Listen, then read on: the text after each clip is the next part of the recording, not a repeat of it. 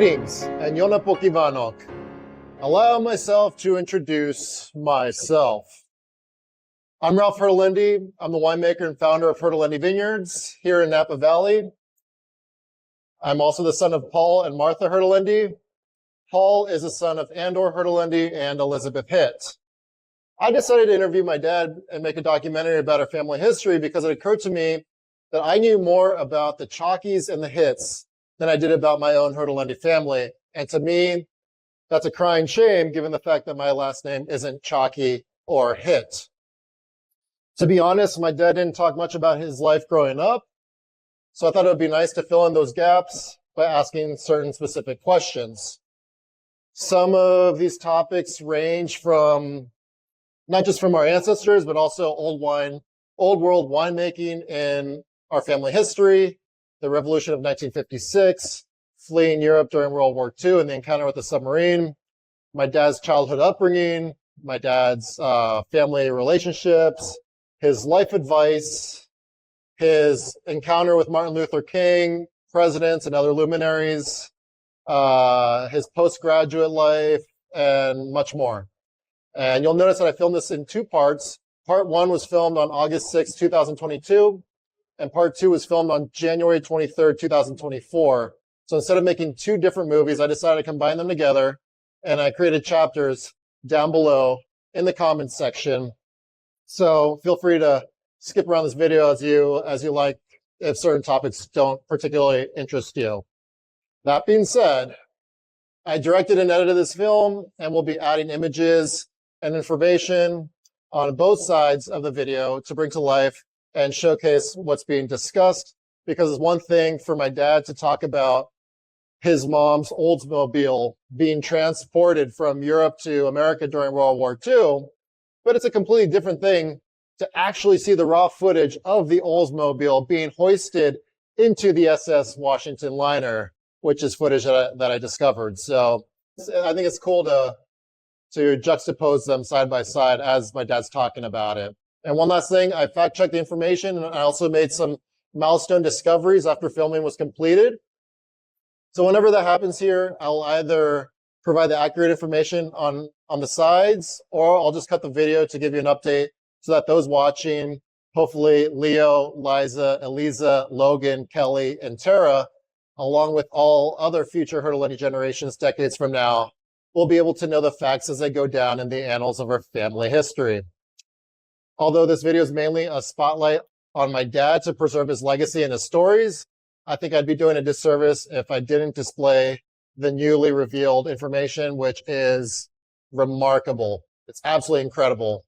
And I think it's very newsworthy. It should be in this documentary. So sit back, enjoy, pour yourself a glass of Hertelendy, and ege sheketre.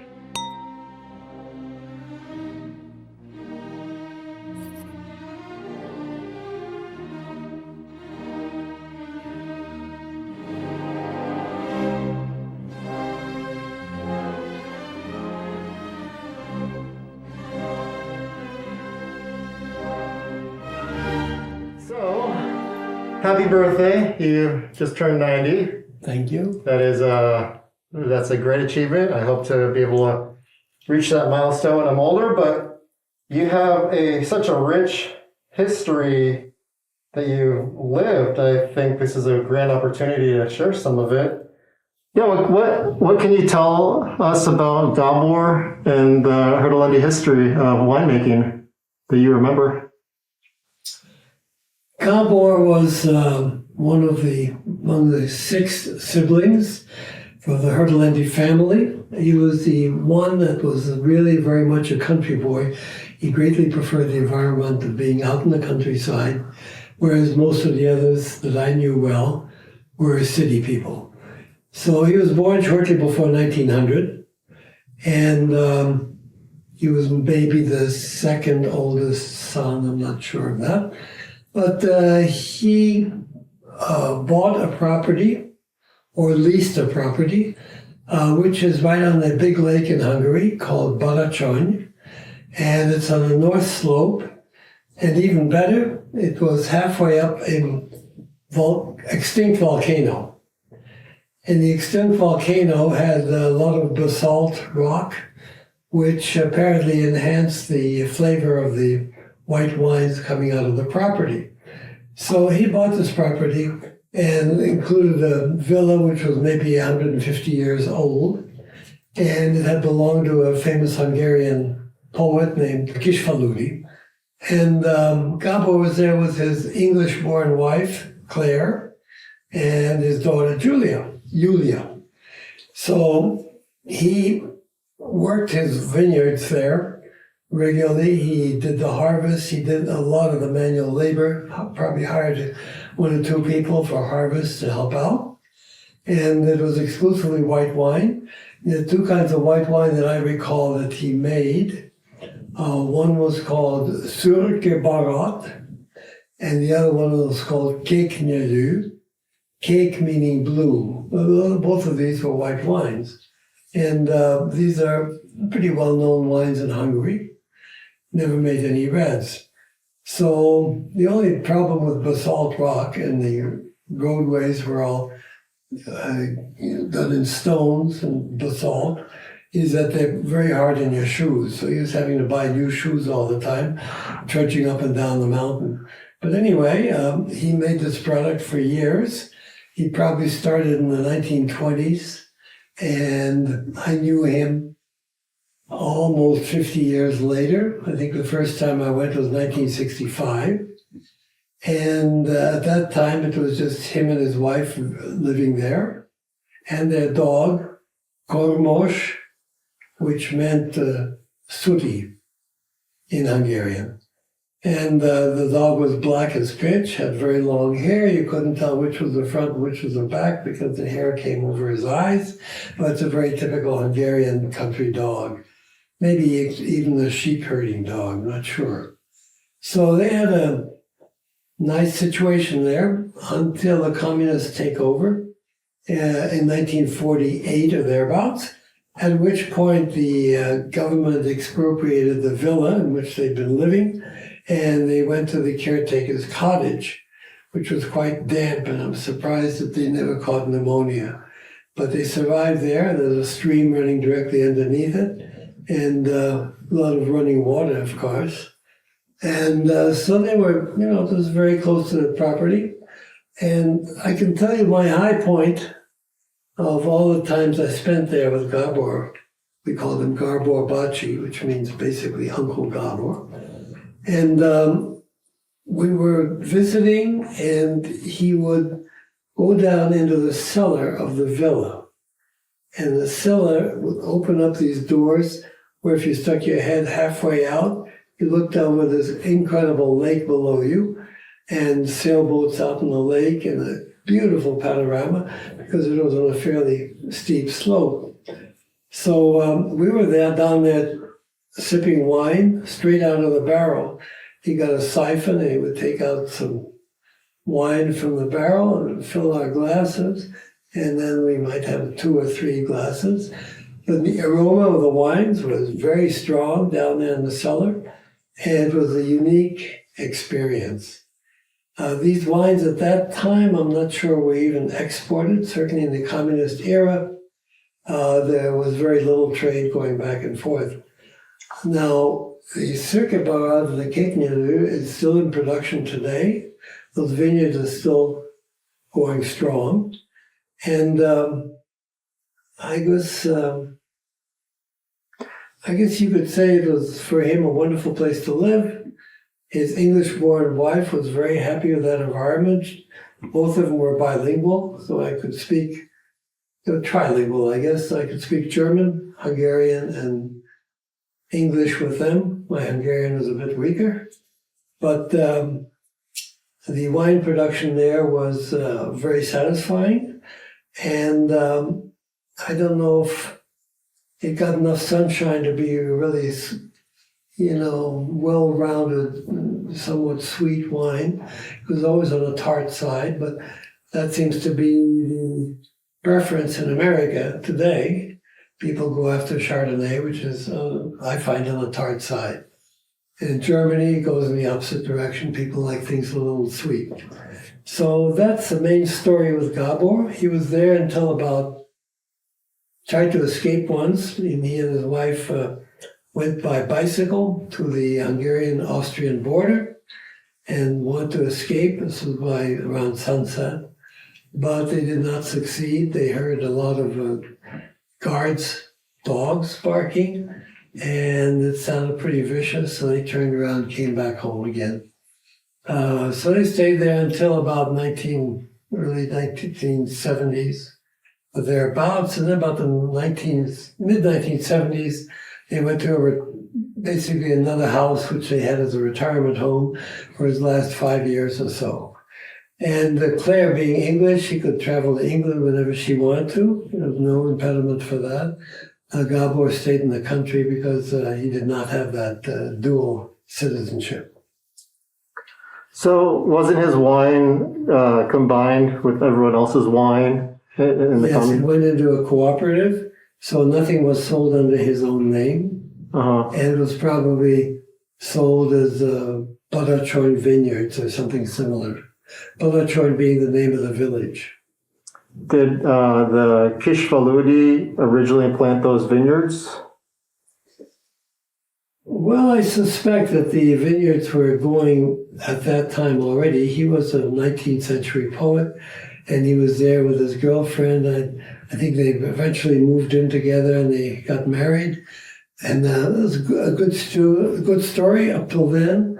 But after they got married, apparently they were in no end of tiffs. And so that part of the story was not so happy. But anyway, she was there and she became his wife. I see. So what I'd really like to know more about is, so you were born in Budapest. Yes. And how did you end up in Paris when Adolf Hitler took over Paris? I didn't end up in Paris. Let's see. I was in Hungary until 1937, and my father was transferred to a diplomatic post representing the Hungarian government in Vienna. So we moved to Vienna. He rented a house there, which in recent years has been the Saudi Arabian embassy. But back then, it was just for him and his family. And he might have been minister, I'm not sure, certainly some attaché in the Hungarian embassy. And in Vienna, we were there at the time that Hitler annexed Austria, what they call the Anschluss, in the spring of 1938. He was met with jubilant crowds. In fact, Hitler's most jubilant crowds always came either in Bavaria in Germany or in Austria. And he was, of course, himself Austrian from Braunau. So they treated him like a local citizen. I thought you were in France when he took over France. No, we spent 1 year in Vienna. In the summer of 1938, I went back to Budapest. I had a nanny there who kind of kept an eye on the apartment and on me and my brother. And my father had another post, which was probably in Berlin at the time. And because his wife was American, she, I don't think, could go to Berlin because there was a lot of animosity against foreign nationals, even within the diplomatic service. So we didn't see him for a better part of a year. 1939, we moved from Budapest to Paris. And that was very easy. My brother came almost a year later, and he had a very hard time because by then the Germans were shutting all the borders of all the countries in Europe, and it was extremely difficult to get out of Hungary, go through Italy, and get into France. So 1939, you're in Paris. Yes, in 1940, the Germans actually invaded France. Of course, they started the war in 1939 on the Eastern Front. In 1940, they invaded France. And I think Paris fell sometime around mid-June 1940. By then, we had to evacuate to southern France to a town called Pau, P-A-U, very attractive, the bottom of the Pyrenees Mountains. And we stayed there for several weeks, awaiting an American ship to dock at Bordeaux. And we left on a ship, I think on the 6th of June, a U.S. ship called the SS Washington. And they could not dock in the city of Bordeaux, as was traditional, because Bordeaux had already been bombed. So although the U.S. was neutral at that time, the ship was down some warehouses near the mouth of the river Gironde, and that's where we had to board it. And I think the only automobile which got put aboard the ship was my mother's Oldsmobile. And that was loaded aboard, and the captain was happy to see it because he said we needed some good ballast. But then shortly after you got on board, the Nazis almost sunk your ship. Well, not quite, but I think Paris fell about 2 or 3 days after we left France. We stopped in Lisbon, Portugal, and took on some additional refugees who had visas to come to the USA. Some were Americans, but I'd say mostly Europeans who were Jewish, or in many cases not Jewish, maybe gays, and different people who would be imprisoned by the Nazis and perhaps executed. So it was a touch and go, and fortunately we had an American in Marseille who was writing out visas en masse, Hiram Bingham, and he saved about 800 lives just in the illegal visas that he issued, which were against orders of the State Department. And so many of those people came aboard. The ship ended up with about triple the number of passengers it was made for. Even the swimming pool was drained, and they put big bunk beds on the bottom of the swimming pool, and people slept in those. So there were a lot of dormitory situations.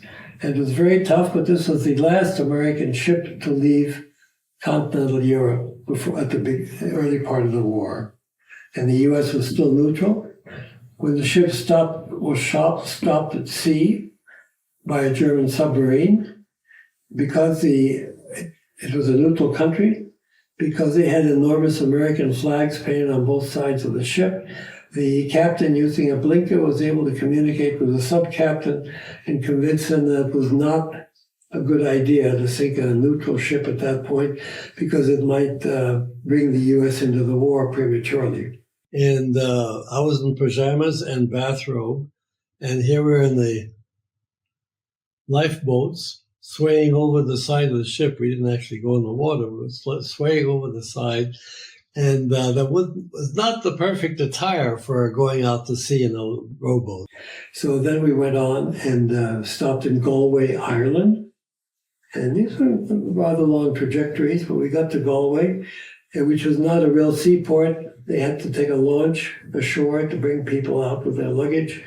And we were anchored in the middle of the bay, Galway being a very beautiful harbor and town.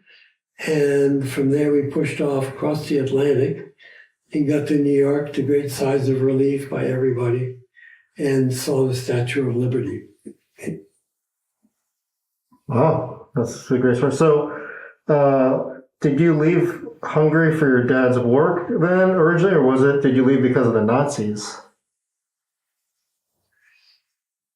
I think primarily I had dual or three-way citizenship, definitely Hungarian and American because of my parents' nationality. But it was a difficult situation for my mother being an American citizen, even though she was married to a Hungarian diplomat. So it was pretty obvious that she was going to have to stay out of the Nazi-controlled areas. And the further along the war came and the occupation came, she eventually was forced to leave the country and took both of her kids with her, me being the youngest one. Were there any situations where you would hear bombs in the background, or do you ever feel like your life was in imminent danger with like soldiers or Nazis, soldiers, anything like that? Well, in Paris at that time, they were bombing some of the suburbs. The Nazis were careful not to bomb the city itself because they wanted to have it as a showplace and a residence for their officers. So they kept that in very good condition, and Hitler hoped to have a huge celebration there, which he did eventually. And beyond that, I would say my main contact with the war was driving south from driving south from Paris to Pau, France, which was down by the Pyrenees on the Spanish border. And my mother drove all the way. We were driving alongside many thousands of refugees who were fleeing the Nazi armies, which were coming in from Belgium and from Holland. And they did this, and the Nazi airplanes did not attempt to bomb them because the strategy was if all the roads were blocked with people fleeing southward on foot, almost all were on foot, then the French army would not have access to the roads going north. So it basically kept the French army bottled up in the south. And I guess for their purposes, it was very good. So we never got bombed on in the areas that we went. We stayed one step ahead of the war. I think the hairiest situation anyone faced was my late brother, Emery. And he was in a boarding school in Hungary at the time that we were already in Paris.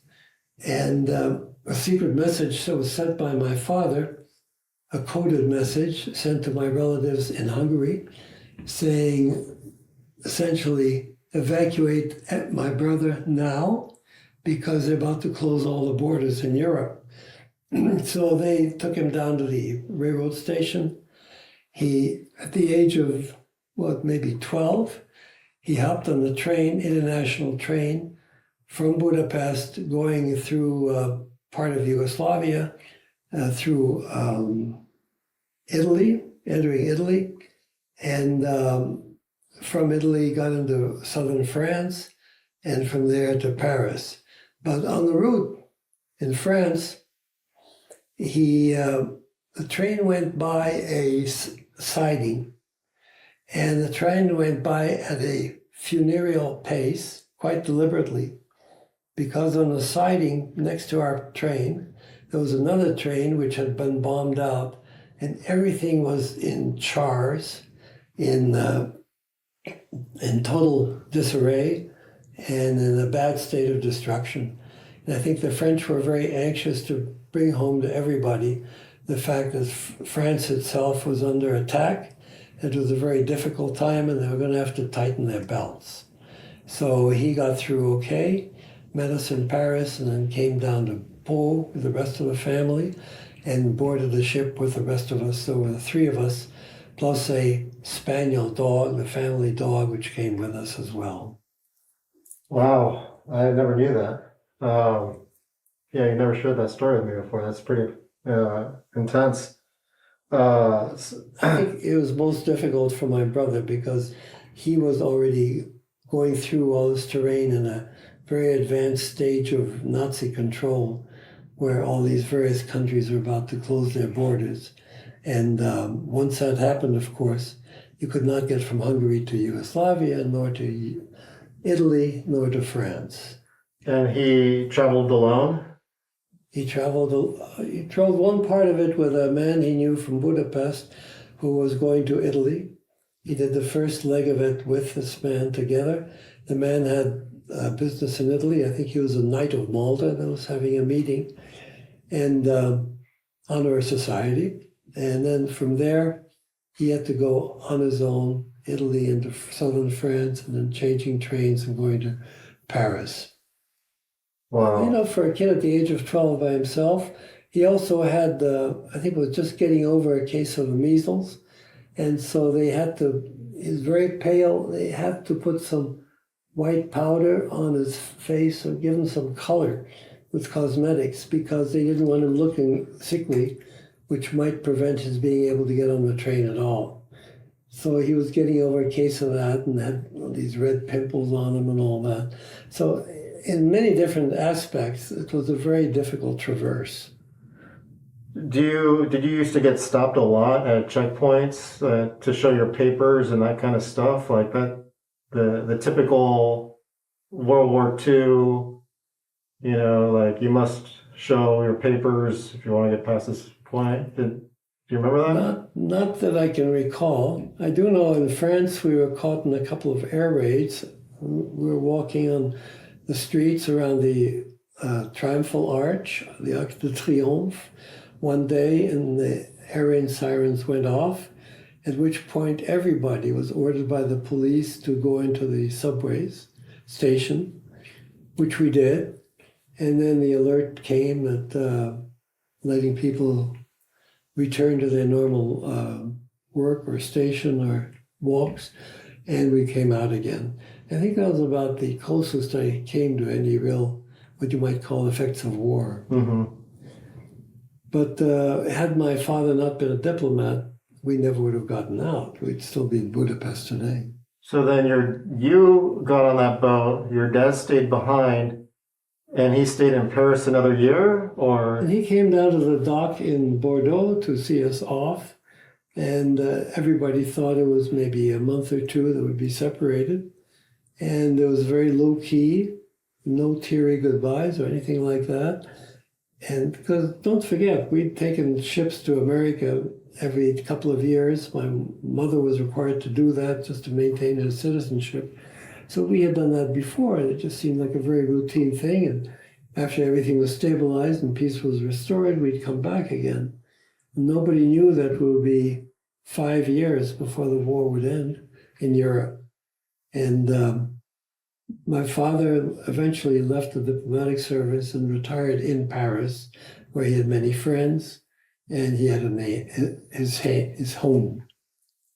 Would you like to share the story of how he entered back into Hungary? Well, before he went back to Hungary, let's see. He never went back to Hungary thereafter. Once he formally retired from the diplomatic service, he never went back to Hungary. I thought he would have been persona non grata. I thought he joined a traveling traveling circus? To get back to Hungary. Well, this was all in France. And when he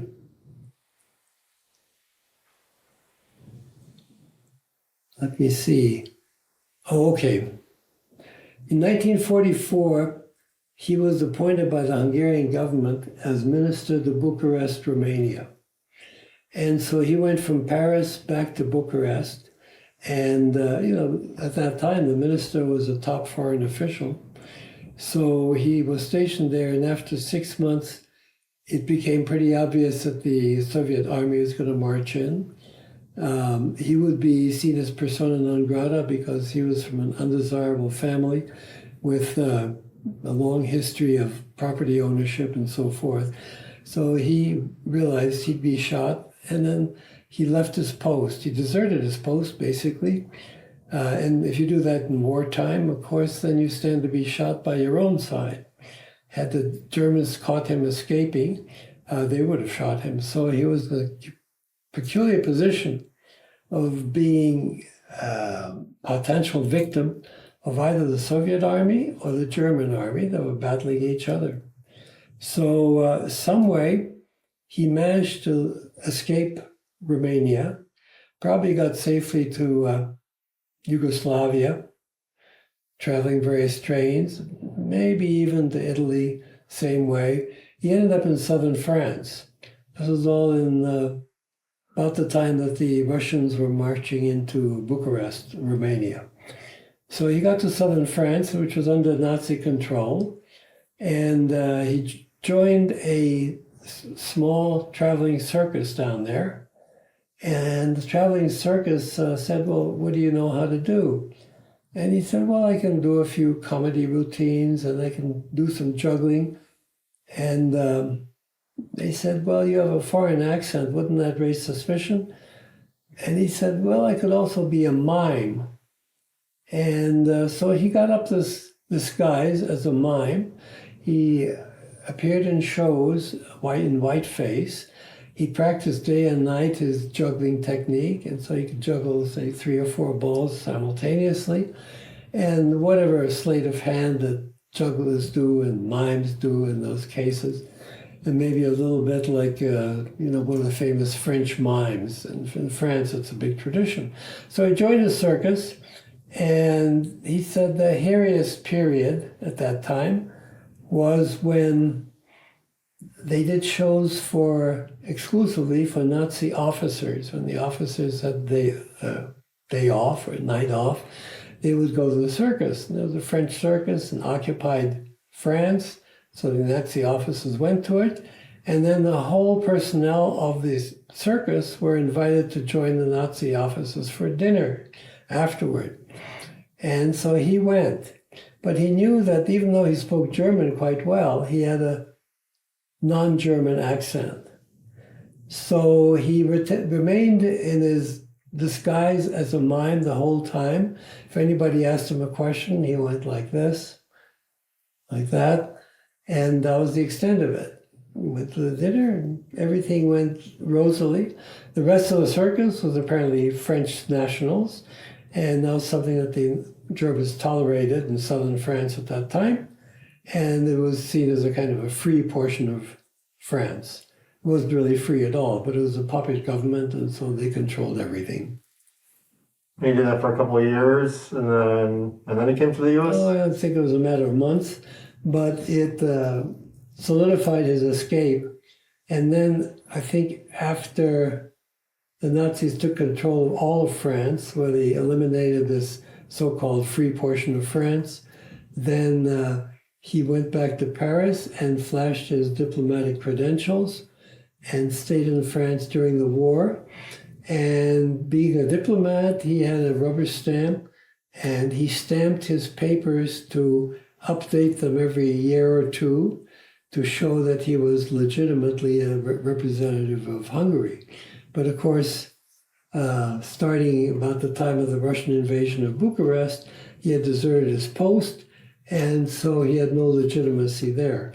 But until the liberation, this was how he stayed afloat and used that for the last year of the war.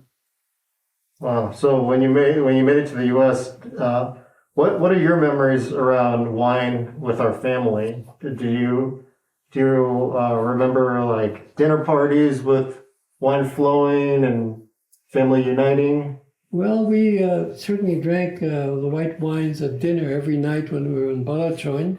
I'm sure my parents brought it back to Budapest, so they had the Hertelendy wines at their dinner table. And if they wanted red wines, they had to look elsewhere, of course. But this was considered some of the choice Hungarian white wine and used by the family on a regular basis. The parents, of course, drank wine and beer at meals. And in Austria, we got very good beers, which were from, I think, Czech Republic.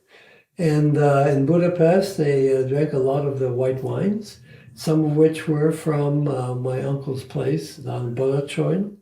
And it was, freely transshipped. And it was part of our heritage. And the only part that I got to drink was the parents would deliberately leave this much in the bottom of the glass. And when they were finished with their meal, I could go chug a lug and have some of it, and it was very good. I wasn't a big wine drinker, certainly at the age of 7 or 6 or whatever it was, but it was a rare privilege to be able to do it. And it's been in your blood ever since. I think so. I think so. Oh, that's fantastic. So, Gábor, he tried to escape. Did a lot of other family members try to escape Hungary during the revolution in 1956?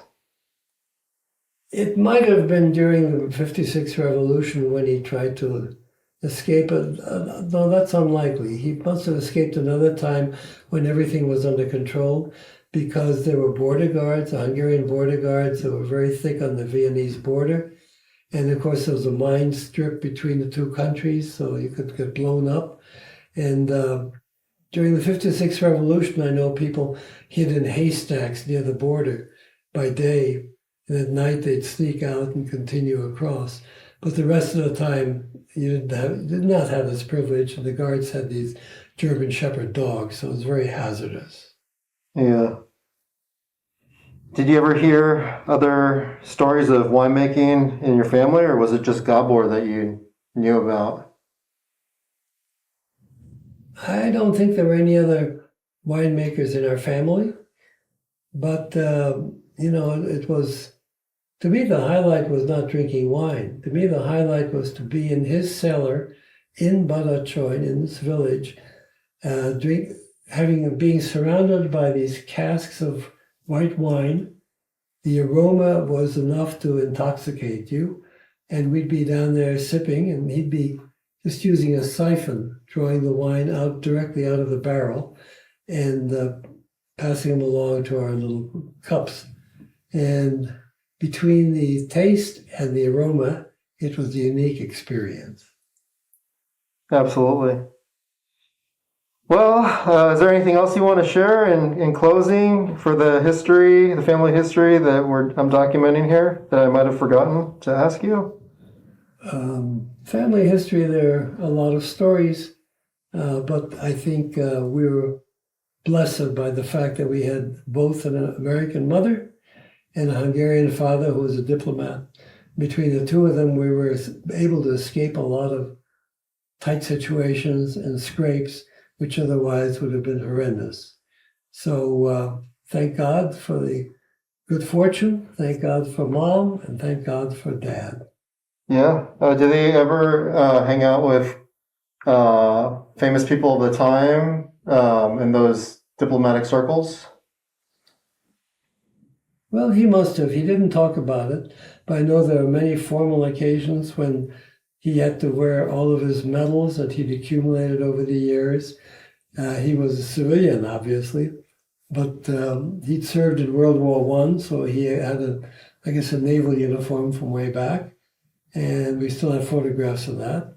And when, after World War I, Hungary lost its access to the Adriatic Sea, the Navy no longer existed, so that was the end of that. And he went straight from naval service into the diplomatic service. And the man that became the chief of state in Hungary, Admiral Horthy, he had been admiral of the fleet in the Adriatic Sea. So he actually had an advantage being an officer in Admiral Horthy's navy. Oh, and you said he was in the Knights of Malta as well? He was not in the Knights of Malta. There was a man who was a very good friend, Hungarian, who was a member of the Knights of Malta. And that was the mutual family friend who took my brother on the train fleeing Hungary. Because at the bottom of the family coat of arms in Hungary, it's the medallion from the Knights of Malta. So I wonder if there's a connection with our... Well, there was a earlier relative who was active in the Knights of Malta, but my father never was. And he tried to enkindle that in his later years living in New York. But he passed away before he got very far with that search. It involved getting birth certificates of people from rural churches in Hungary. Hungary was under communist control, difficult communication going back and forth. So he never succeeded in that, but he wanted to establish himself as an heir of a member of the Knights of Malta, so therefore he could do it quite legally. So how did our family coat of arms end up in the basement of the Mátyás Templom? Well, our family in Hungary were big landowners until 1920. All of their large holdings were in eastern Slovakia. In 1920, it became part of the new country, Czechoslovakia, today Slovakia. And these properties we visited once, and the great castle there, the heir to the castle was a great-grandfather by the name of Csaky, Csaky Miklos? No, Csaky, I'll think of it.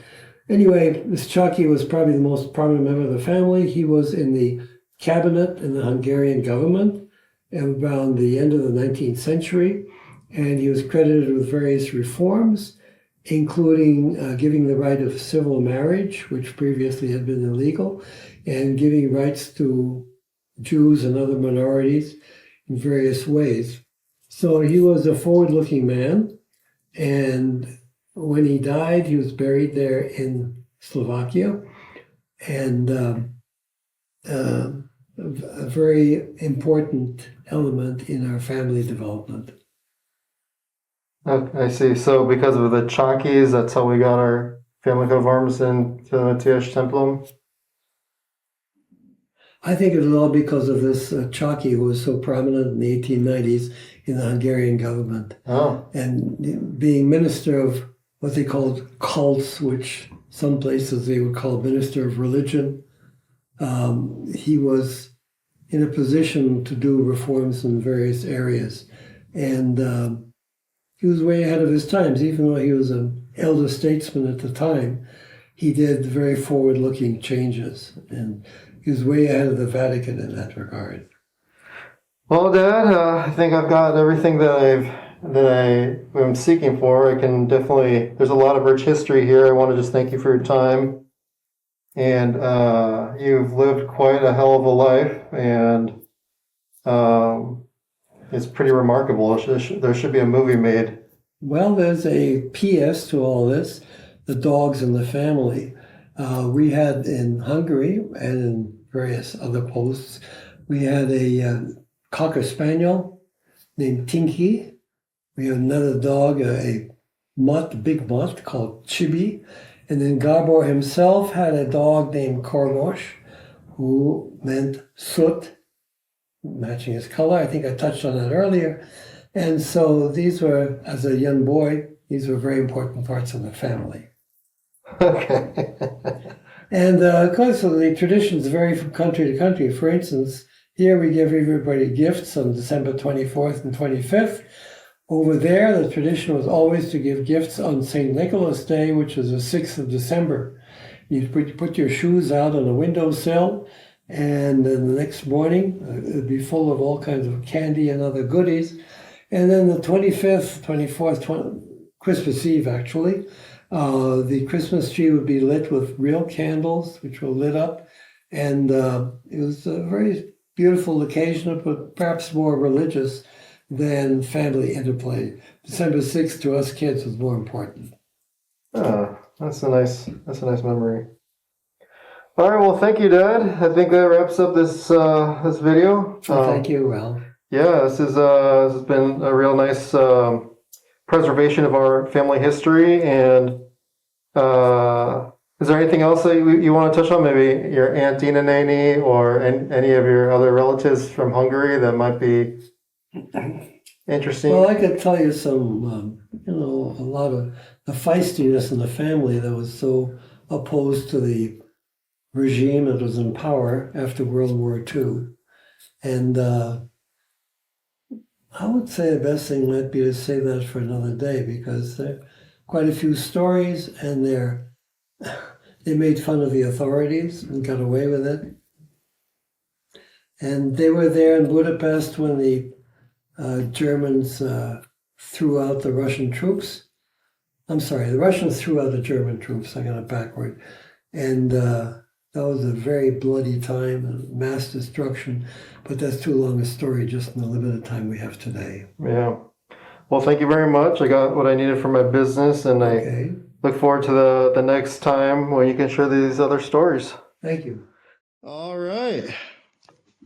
I am starting this meeting now. After our first interview, you had said that you wanted to continue doing a part two, and you were starting to talk about the Hungarian aunts, and you're going to talk about their demeanor and things like that. And I feel like our time got cut short last time. But what I realized in reflection is that we really don't know that much about that part of the Hertelendy history. you've told us stories in the past about Aunt Ina Neni and things like that, but I never met her. What were they like? The two aunts, which are sisters of my father in Budapest, were wonderful women. They were very generous in their hospitality every time I went to visit them. But beyond that, they were bright women, even though they'd never gone to college.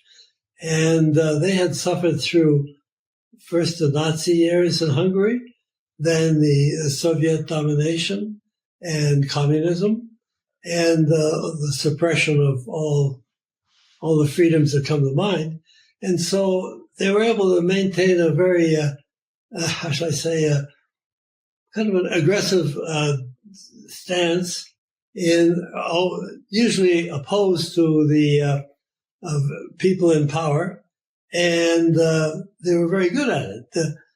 They were never actually, one of them was thrown in jail by the communists. And she was thrown in jail for what I see as a very minor thing. One afternoon, she went to visit and have tea with, a cousin who had been fraternizing with a French diplomat and was so anxious to cut off all contact with foreigners that they not only put the cousin in jail, but also my aunt for having visited my cousin. And so it's a terrible situation. They were beaten in prison. They didn't get out for, I think, 4 years during the Revolution of 1956, which was, I think, the highlight of Hungarian history in the 20th century. The other Aunt Ina, also Albina, was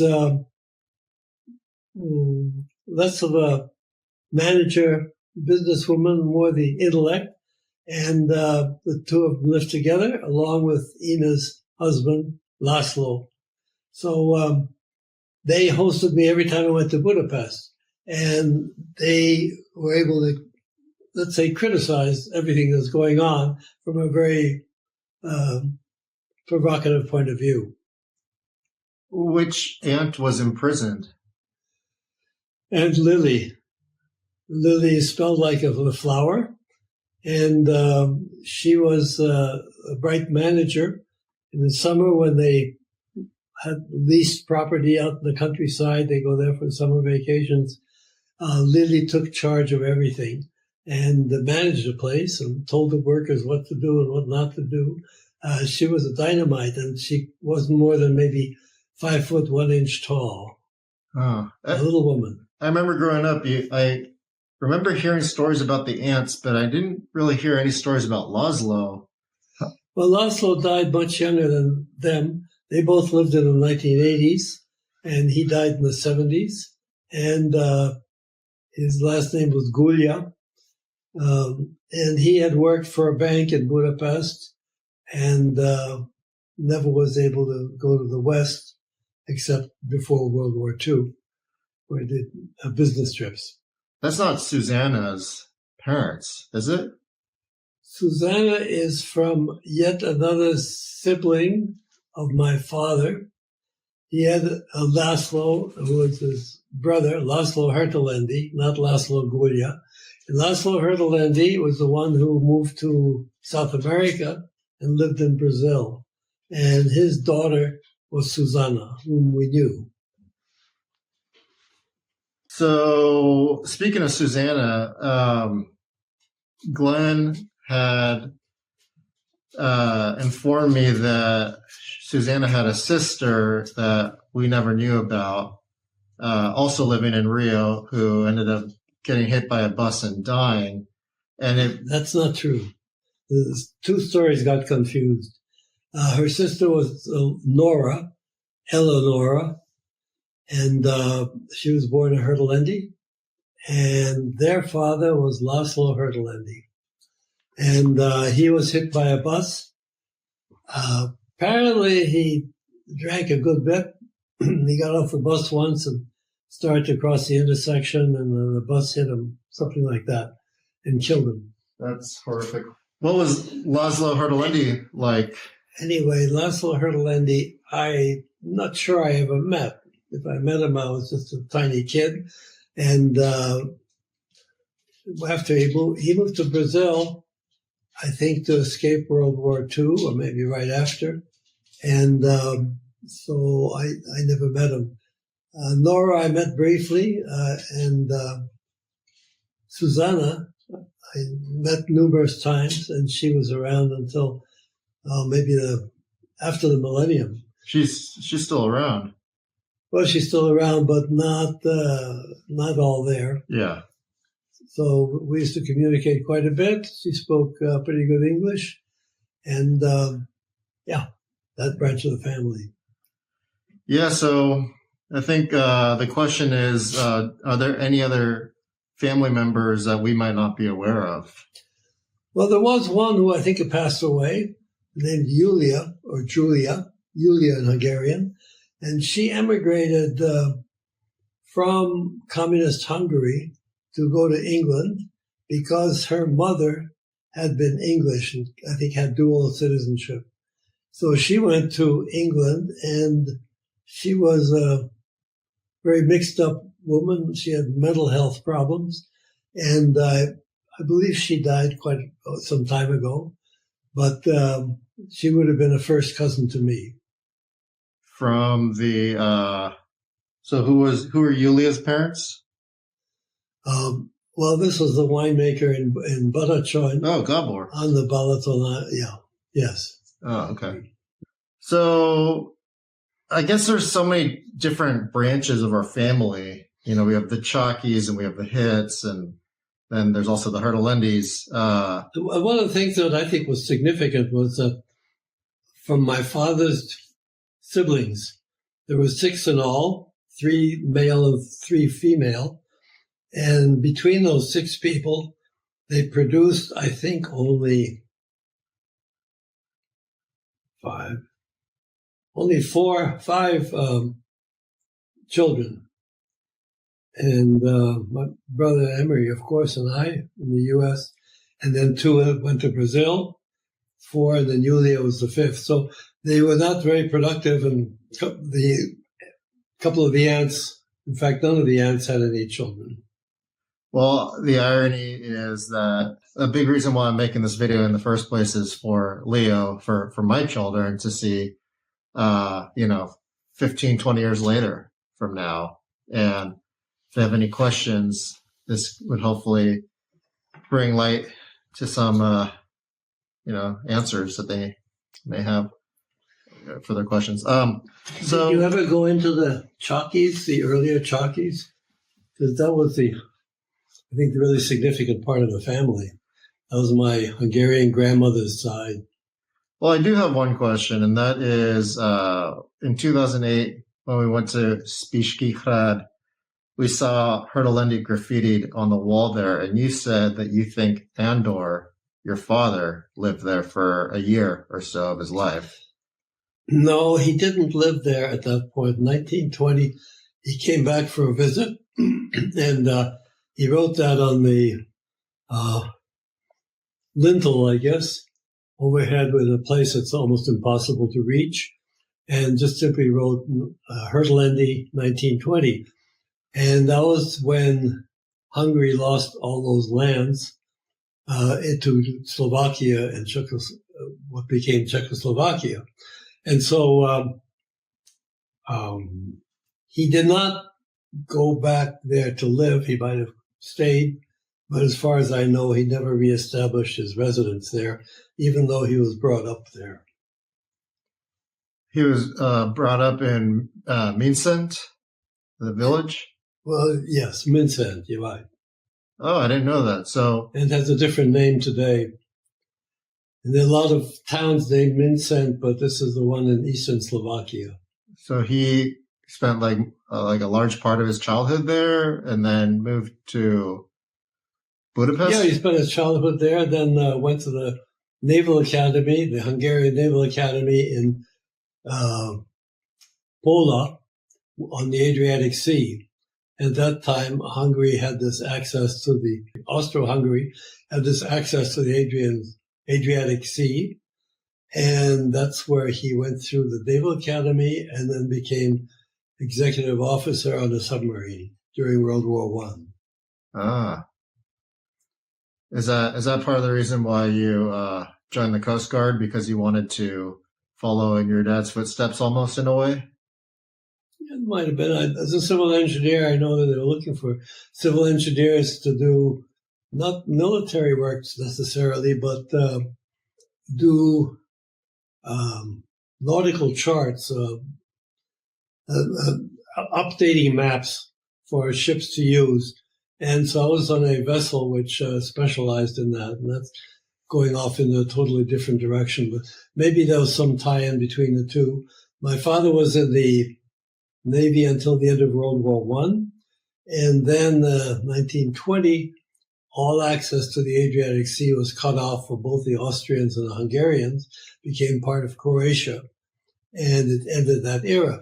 But my father, as I may have mentioned before, was very instrumental in the revolt to reestablish stability in Hungary during the time right after World War One.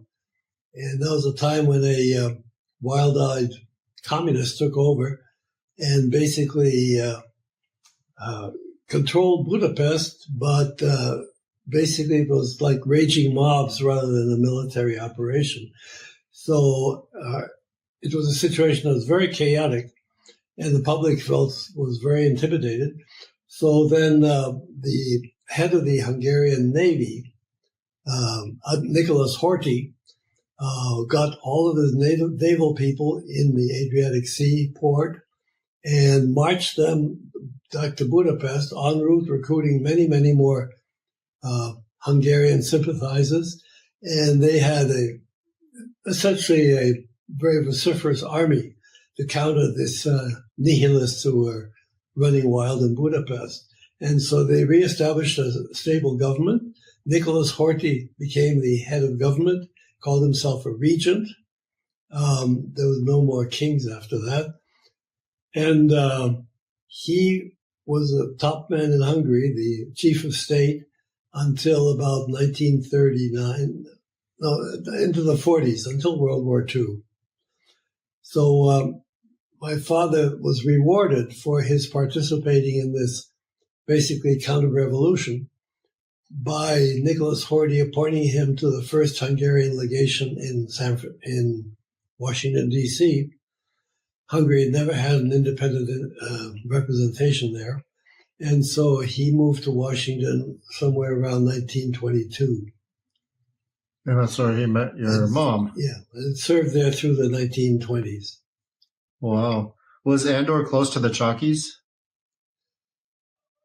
He had to have been, because his mother was a Czaky, and he was on good terms with the Czakys living in Vienna, who I think are still alive, a couple, and I would say good relationships. But the Czakys were a more prominent family than the Hertelendys, historically speaking. Yeah, well, I'm trying to change that with the wine business. It's all fascinating. I didn't know any of that. Well, I think I'm less interested in the Chakys and more interested about you. I think so. We're going to be talking about a lot of different topics. We're going to be talking about different family lines, but when I'm talking about you, it's not because I'm going off topic from the Chakys, is because I want to know you as well. So actually, going back to the Coast Guard, it was actually Glenn's question. He was wondering what you did with the Coast Guard. Like he asked, did you sleep on a ship, or where were you based? I joined what was called the U.S. Coast and Geodetic Survey, which was part of the Department of Commerce right after graduating from college. And they like to get civil engineers because making maps was one of the things civil engineers were pretty good at. And I was stationed on a ship, which was old hulk left over from World War II. We sailed around the Gulf of Mexico, updating charts, that is to say nautical charts, measuring the depth in fathoms and so on, and studying the salinity and temperature and that sort of thing. And there was a ship with maybe, at least 100 people aboard, maybe 150. It was a fair-sized ship. The only armaments aboard, I was told there was a safe which had in it one pistol, and that was the extent of weapons. So, but anyway, it was a very good service, very much a peacetime operation. What was then called the U.S. CNGS became NOAA, N-O-A-A, which is what it is today, still under the Department of Commerce, and National Atmospheric Administration, and Oceanic also. So that was a great year I spent down there. I was stationed in St. Petersburg, Florida, and I was a bachelor. And after 1 year there, the survey people, Coast and Geodetic Survey, transferred me to Chesapeake Bay on a much smaller ship doing similar surveys. And they went into all of these tributaries, little rivers that fed into Chesapeake Bay, and updated the nautical charts for those areas. And one of the joys there was the fact that we had crewmen.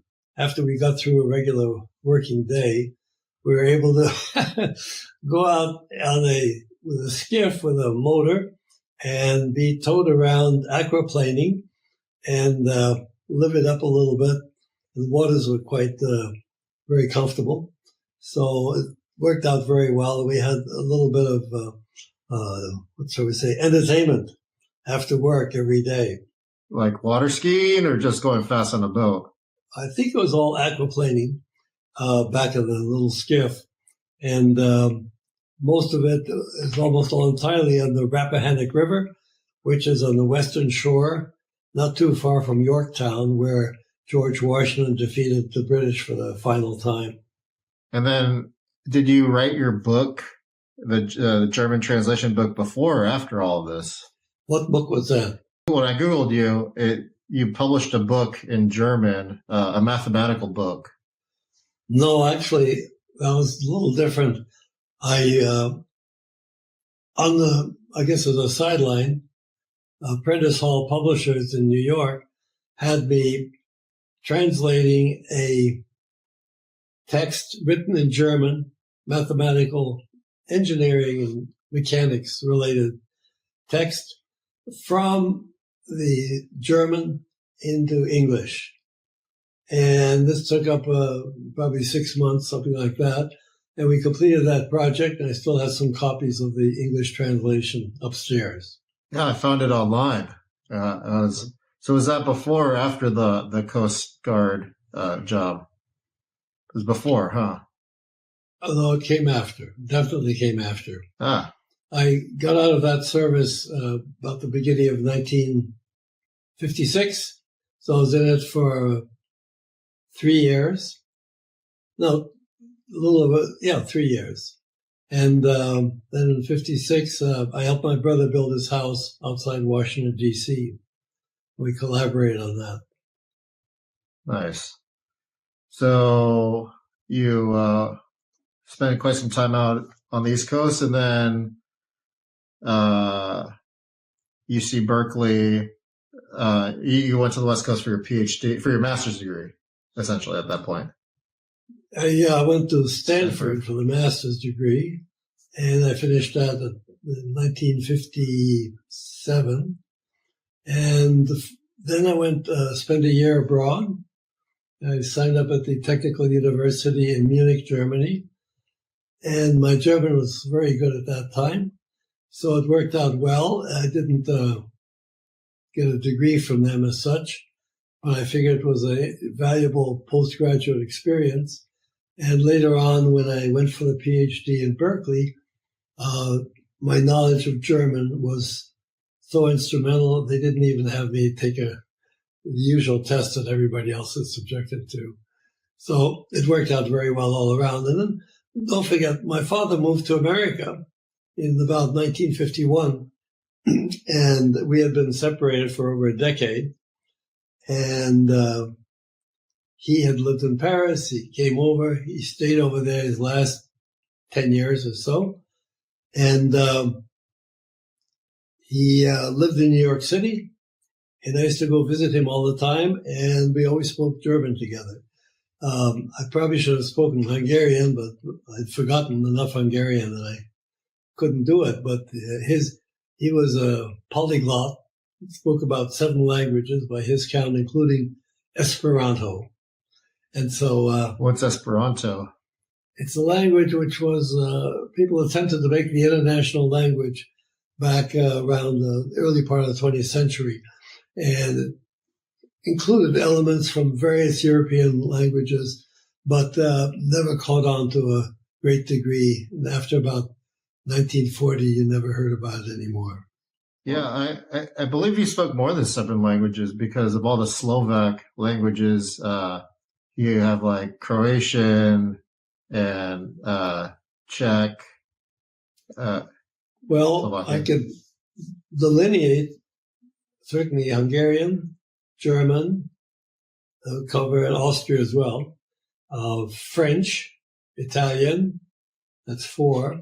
Serbo-Croatian, it's 5, and he had to speak Serbo-Croatian during World War I because all the sailors were Serbo-Croatian from the Croatian area.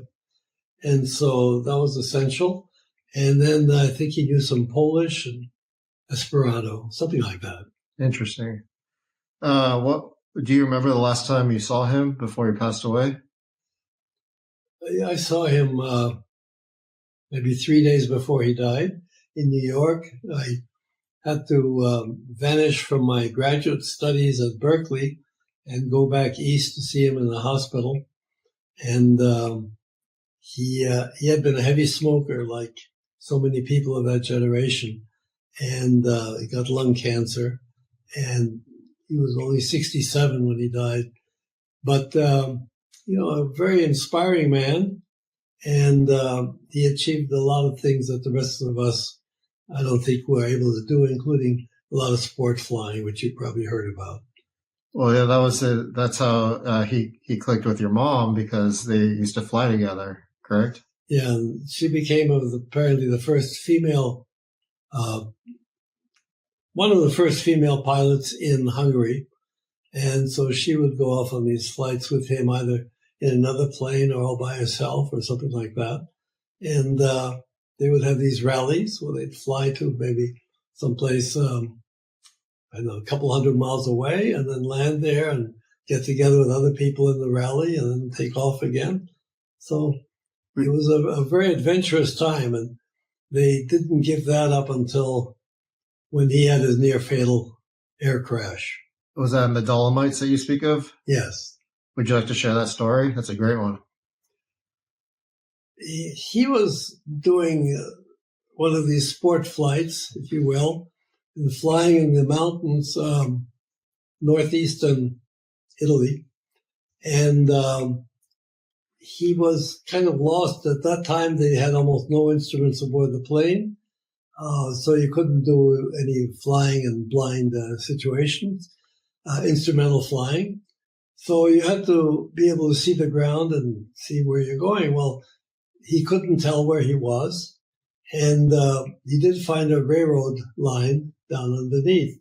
So he followed the railroad line, assuming that would lead him to a city of some kind. And then the railroad disappeared in the tunnel, and he never saw where the tunnel came out. And he probably got into some clouds there additionally. And the next thing you knew, he was losing altitude and was forced to crash land in the Highland in Italy. And the plane caught fire. And his legs were badly damaged.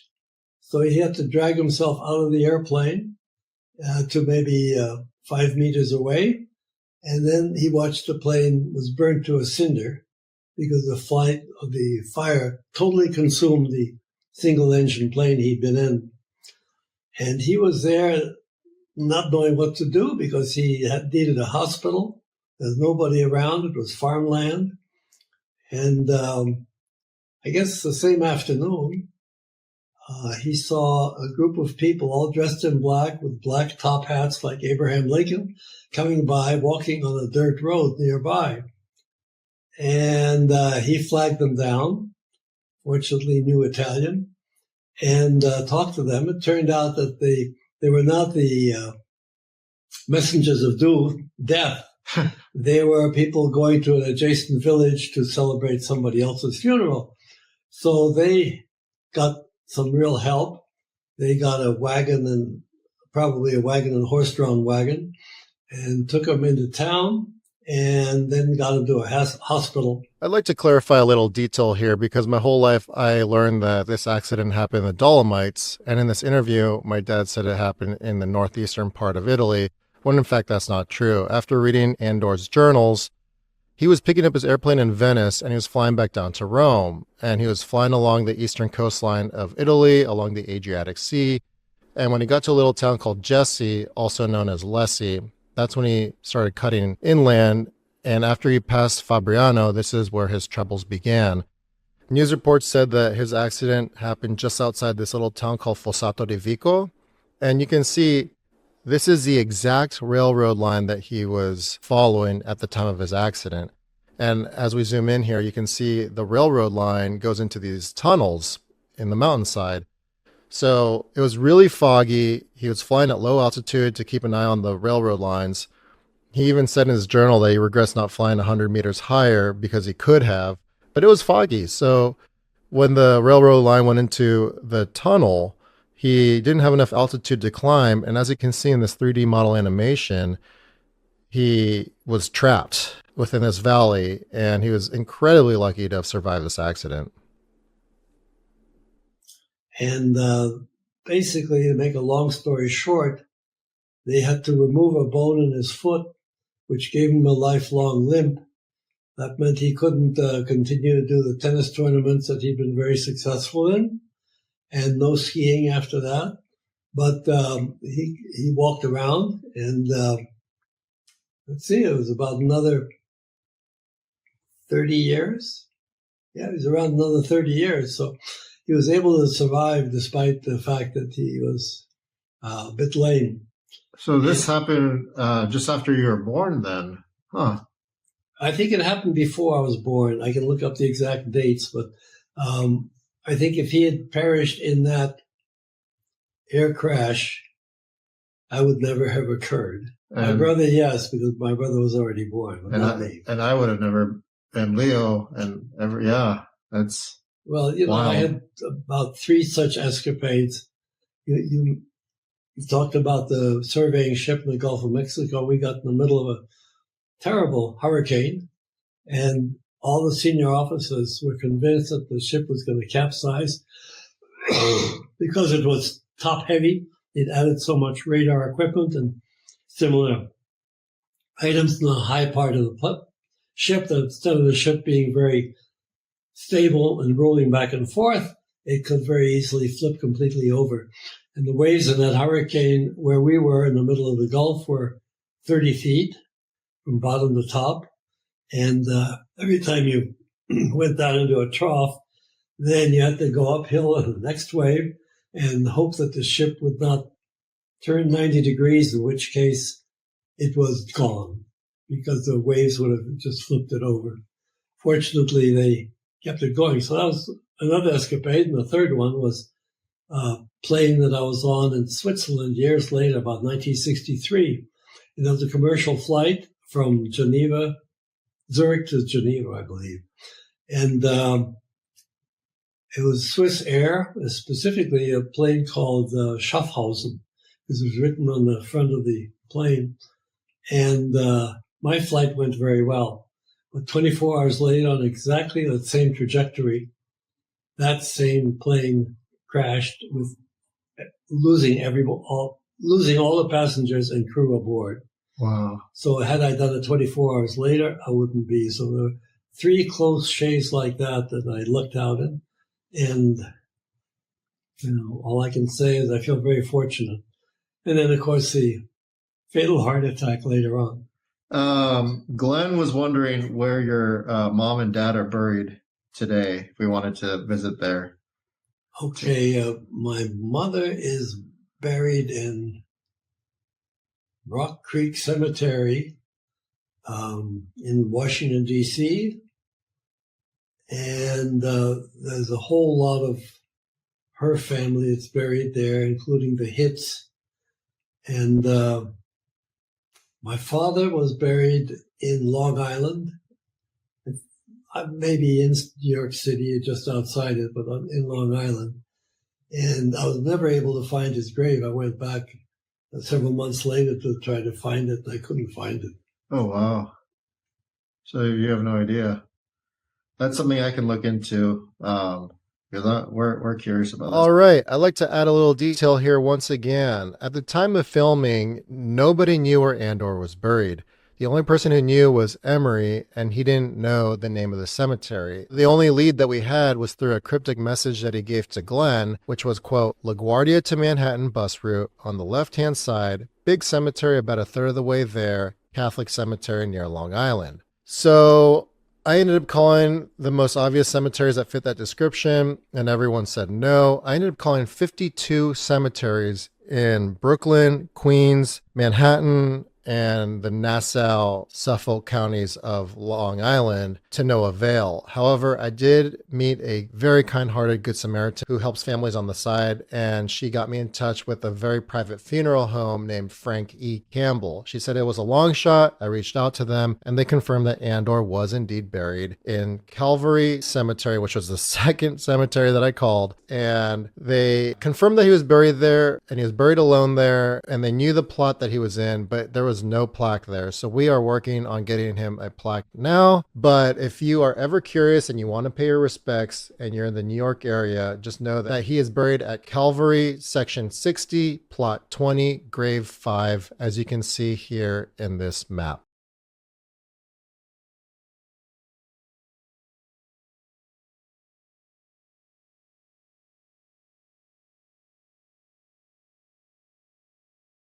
So with your mom and your dad separated, did your mom ever move on with Well, she dated a lot of men, including some Europeans or Hungarian immigrants and the like. And most of them I didn't think much of. But, at that age, you're very critical of possible stepfathers. Yeah. And she was living most of that time in her mother's home in Washington on S Street. How much longer did she live? She died in 1953 when I had turned 21. And it was a combination of undernourishment and alcoholism. And she ate very little at that point, and I think that was part of it. She caught pneumonia.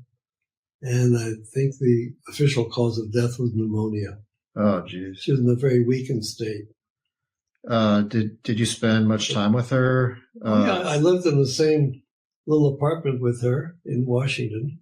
And let's see, she moved out of her mother's place around 1946. And so about the last 7 years, had an apartment of her own. And every time I was home, I stayed with her. I had a bedroom there. And so we had close contact, much closer than I think any of the father's side relatives. What did she prioritize in her life? Until she was about 40, she played a lot of golf. She played a lot of bridge. And her late years, let's say the last 3 or 4 years, she was more isolated. And she went out with some men about, I don't know, she didn't go out to a lot of performances. One time there was a performance of Porgy and Bess in Washington, which was a historic event. And she gave me the tickets because she didn't feel up to going. 1953, I think, 1951. And the wonderful seats on the aisle downstairs, and directly across the aisle was President Truman. And no Secret Service was visible at all. If they were around, they were, on the far aisle or something like that. So that was quite nice. And today it could never happen because the president would be surrounded by Secret Service. Yeah, I'm surprised that happened after Abraham Lincoln, In fact, when President Truman finished his tenure, he and his wife got into their old car and they drove back home to Missouri. And no Secret Service accompaniment. They probably stayed in little motels along the way. I mean, I think the U.S. learned how to treat its ex-presidents better. Yeah. So how was your grandmother then, Edith? Was she a kind person? Oh, very much so. She used to call me something you should call Leo, the little man. And she referred to me as a little man, even after I grew up. And we had a very congenial relationship. And she actually got along much better with me than she did with her own daughter. She also had, let me think. She had a son who died in 1938, and that's my grandfather. No, I'm sorry, not a son. It was her husband. Her husband was Robert S.R. Hitt, and he died in 1938 around the age of approximately 60. And he was a party boy, that's all I can say, and used to party a great deal and leave his wife at home, which was done very frequently by men at that time. That's not Uncle Bobby?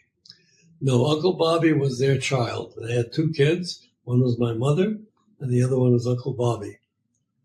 Okay. Uncle Bobby I liked a lot, but he was a very withdrawn and pessimistic individual. I don't know what caused it. After he got divorced in 1943, he fell into depression, and he lived another long time, maybe till 1980s. But the depression led to his having, and smoking, heavy smoking, led to his having several cancers in the throat, in the testicles, in the lungs, and somehow he survived all of those. At that time, if you had lung cancer, only 3% of the people survived lung cancer. And he had, I think, one lung totally removed, and he survived that completely. Wow. Did you ever meet Sally Hitt? Sally Hitt was my great-grandmother. And let's see, she would have been, talking about my grandmother, she would have been the mother-in-law of my grandmother, Edith Hitt.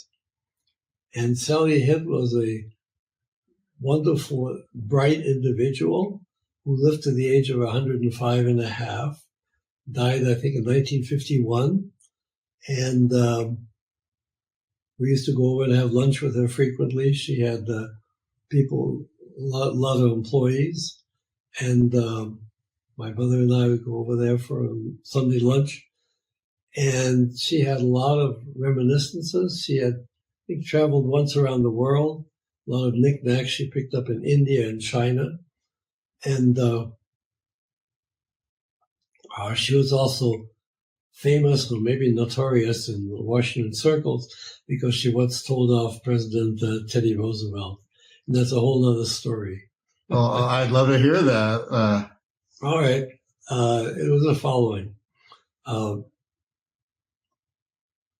Great-grandma Hitt, Sally Hitt, and her husband, Representative R.R. Hitt, Robert R. Hitt, the one who had been associated with Lincoln.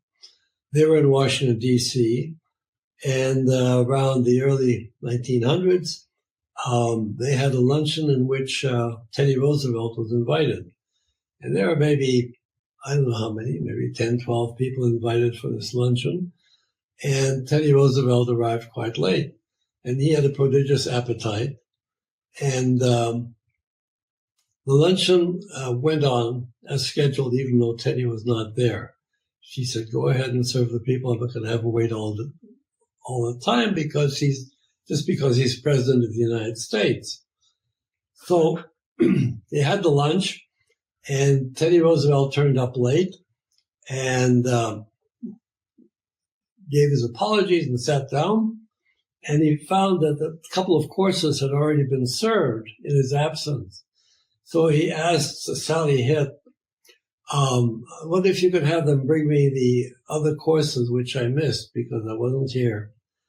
And Sally Hitt firmly said, "No, you can't have those courses because you were late, Teddy." And that story hit the newspapers in Washington, D.C., and it's a very rare instance of anybody talking back to the President of the United States. That's classic. So it sounds like she was very comfortable and confident in her own skin, and was very firm. Yeah, and she was quite bright, even though none of the women in the family went to college. I mean, let's face it, until maybe 1950, not a single woman in the family went to college. So to find these bright women leads you to believe what a tragedy that they didn't go on to college and become fulfilled beyond just, staying at home and socializing and maybe taking care of the kids. Yeah. Well, she had a lot of gusto for telling the president. Yeah. Such a thing. Well, she was the hostess for the lunch, so she could say anything she wanted to. Sounds like a lot of our family has rubbed elbows with a lot of the elite throughout history. Leading to my next question. I would love to hear your MLK story again. But I'm just wondering who are among the most captivating or interesting people you've met, whether they're a celebrity or non-celebrity. I made a little list here of a few. Well, one of the brightest people I ever met in my life was the Congressman Newt Gingrich, who was in Congress until about shortly before the millennium. And he had some scandals connected with him, particularly with his mistreatment of his dying wife and taking up with another companion. But he was certainly, one day I was with a nonprofit group in suburban Washington, D.C., and Newt Gingrich in the 1990s was supposed to come up from Capitol Hill and talk to our group. And he knew nothing about our group. And he hopped into a limousine and was there with a couple of people that knew the group very well, who oriented him to what the group was doing. He asked a lot of questions. So maybe in the 40 minutes or so it took him from the Capitol to the suburban location, he got filled in on this charity he knew nothing about. And he got up there, he gave a talk. It was mesmerizing because he gave the impression that he'd been with the group his whole life. And there wasn't one portion of his discourse which was off base or inaccurate. And I think the only other person I'd run into, but I never actually met him, was Henry Kissinger, who had that same kind of an incredible brain. And, just without any notes at all, he would give a really inspiring 45-minute lecture. So these were a couple of the people. One I met out here on the West Coast was Bishop Tutu from South Africa, because he was one of the instrumental people to carry over the transition after apartheid, when blacks got their independence. And Bishop Tutu he was very black, and so I think he wanted very much to bring about peace and conciliation in South Africa. I would say I had a brief encounter with the composer and conductor Leonard Bernstein, and he had gone to Harvard, studied classics, and became probably the preeminent American conductor of his time, and back in the 60s and 70s. And what impressed me with him was the following. There was a press conference, only a couple of years before he died, a press conference when he had brought the Vienna Philharmonic to San Francisco, and there had various journalists over there to meet him and some of the colleagues. Well, of course, all the Viennese were German-speaking. And before the press conference formally began, I met the German concertmaster, the top musician, and chatted with him in German. And I loved his Viennese accent, which I knew very well. So we chatted, and after that, Leonard Bernstein took over the podium and held forth, and he was very articulate, as always, impressive man of many, many interests. And don't forget, he was a classics major at Harvard. He was not a music major. And came time to introduce the concertmaster and have concertmaster say a few words who didn't know much English. And so the concertmaster said, I'd be happy to greet everybody and help conductor Bernstein, but I really want to say it in German where I'm more fluent, and I want that journalist over there, pointing to me, to translate for me. And at that point, they went on to other topics, and Leonard Bernstein, he kind of filed this away as interesting fact. And at the end of the press conference, I made it a point to go up to meet Bernstein, because I'd never met him in my whole life. I'd heard him conduct many times. I've heard him play the piano. Anyway, I went up to him and said, Mr. Bernstein in San Francisco, we're very honored to have you here as conducting and bringing the Vienna Philharmonic. And he said, thank you. And then he looked me in the eye and he said, who are you anyway? Now think about the implications of that. What would prompt a person to say, who are you anyway? It's somebody who's extremely inquisitive about anything and everything. And I guess he couldn't fit in the fact that there was somebody fluent in German among the journalists on the West Coast, and he wanted to know what was behind it. Well, it was a very busy time, so I wasn't able to have a long discourse with him, and everybody else was waiting to meet him. But that struck me as being a Renaissance man who was interested in far more than his own subject of specialty. Yeah, that made a profound impression. I was watching Maestro. Have you seen it? Yeah. Yes. And they kind of compare the Bernstein conductor versus the Bernstein composer, kind of like separating the two throughout the film. And he had many different interests, kind of like what's that director who does all James Cameron? He has his hands in many different things, not just directing films. Uh-huh. So I find it's really captivating and interesting when you meet people who are, triple threats. Well, the two or three more I'll mention in passing and not at great depth. Two of the great divas that I met and interviewed. This was back around the 1980 thereabouts. One of them was the soprano Beverly Sills, who was one of the most down-to-earth, articulate divas I ever ran into. And she's the only person who I ever met who would get on the phone and do a phone interview with me the same day as her big opening of a bunch of operas that she was doing in Los Angeles. The opening night is huge pressure of all sorts. And here she was a leading lady, and she very calmly said, oh, yeah, I can do an interview in the afternoon, no problem. The other one I was very touched by was Leontine Price, who was the first significant black soprano in America. And she did Porgy and Bess, and then she did a lot of operas. She did the best Aida I've ever seen, Aida by Verdi. And I interviewed her once after she left opera. She was in retirement, and I chatted with her. And at first she was extremely defensive and aggressive. And I don't think she was particularly enamored of Whitey, but I chatted with her and eventually mentioned the fact that I'd interviewed a young black singer who used Leontine Price as her inspiration.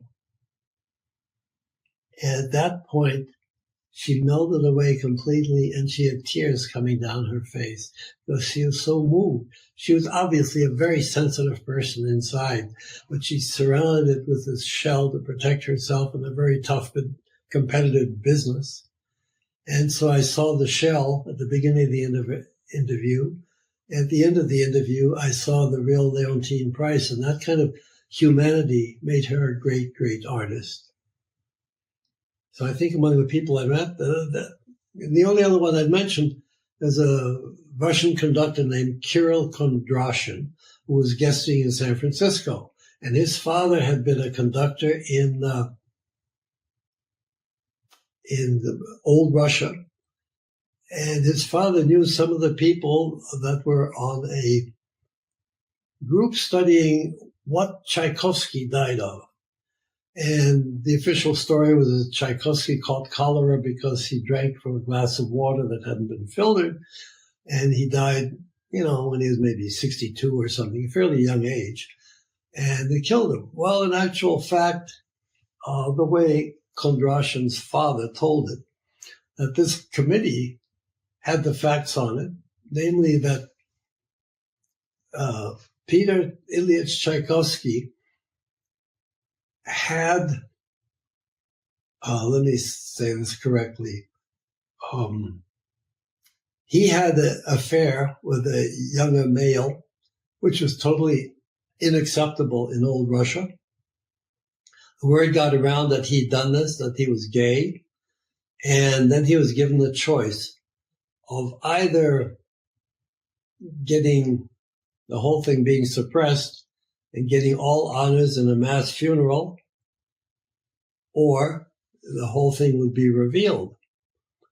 And so they suppressed the whole story, and he got a fantastic funeral in, I think, St. Petersburg. And what struck me is that to this day, it's unclear what actually was the case of Tchaikovsky's death. It's a mystery, and the Russian government claims, there was no cover-up at all. Tchaikovsky was simply, he drank a glass in a cholera epidemic, and that's what killed him. So believe what you will. Well, that's really awesome to hear those stories. Thanks for sharing that. I would really love to hear your Martin Luther King story once again. Do you remember which year you met him? And well, it was about 9 months before he was assassinated, 8 months before. He was assassinated, I think, in May 1968. 1968. And the previous fall, along about September or October, there was a big rally on behalf of civil rights, and they were starting a nationwide tour, holding these rallies successively in auditoriums around the country. And Martin Luther King was participating in these. And my newspaper, which was very right-wing, the political writers were all way too busy to cover this event. And they didn't really want to do too much about the Black community. So I told the editor, well, I'd love to do this because Harry Belafonte was there and Joan Baez was there. That had some musical relevance. And, of course, Martin Luther King. So Martha and I sat there throughout the event, and these various people came to the fore, did their piece, and then Martin Luther King gave a talk. And after the talk, it was sparsely attended because the East Bay newspaper did not want to give it any publicity at all. So there were a lot of blacks there. But I guess the Oakland Auditorium Arena was only 1/5 full, 4/5 empty. So at that point, I went backstage. I was the only journalist there to meet Martin Luther King, and Martha, my wife, spoke to Joan Baez, a folk singer, and Martin Luther King was very tired. He obviously had been traveling a lot. He probably had been sleep deprived, so nothing very newsworthy came out of it. But during his formal talk that he gave that evening, he used a figure of speech which I've never forgotten. It's one I haven't been able to dig up in various biographies of Martin Luther King, but he said something along these lines. If you play the piano, you can be playing the black keys and produce some melodies. If you play only the white keys, you can produce more harmony. But to get the fulfillment of the full musical experience, you have to have both the whites and the blacks interacting. And I never forgot that figure of speech, and it was mesmerizing. That was also during. And then that's when he signed that thing that you have on your wall. Yes, so. We have his signature upstairs. Yeah, that's amazing. That was that before or after his famous "I Have a Dream" speech in Washington?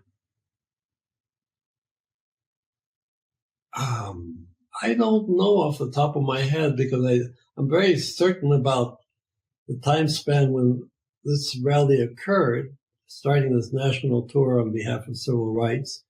And it would have been probably early fall of 1967.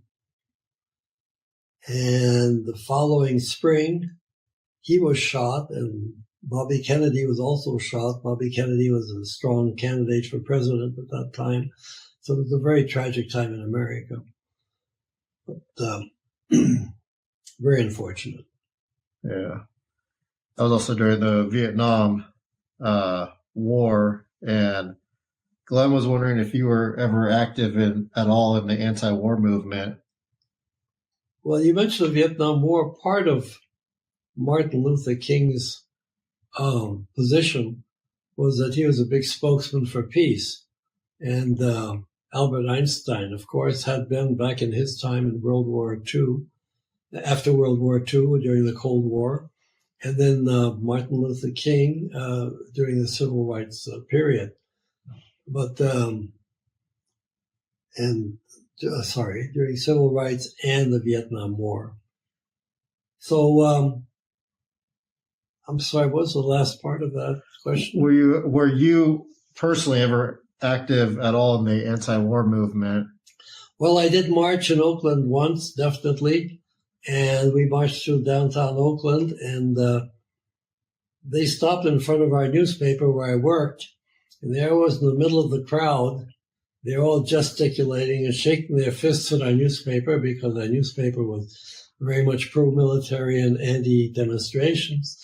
But I had to sort of disappear by my inactivity, and I was afraid the editors with their binoculars would see me down there and give me a big talking to. But somehow I survived that, and that was one of many, many crises I had.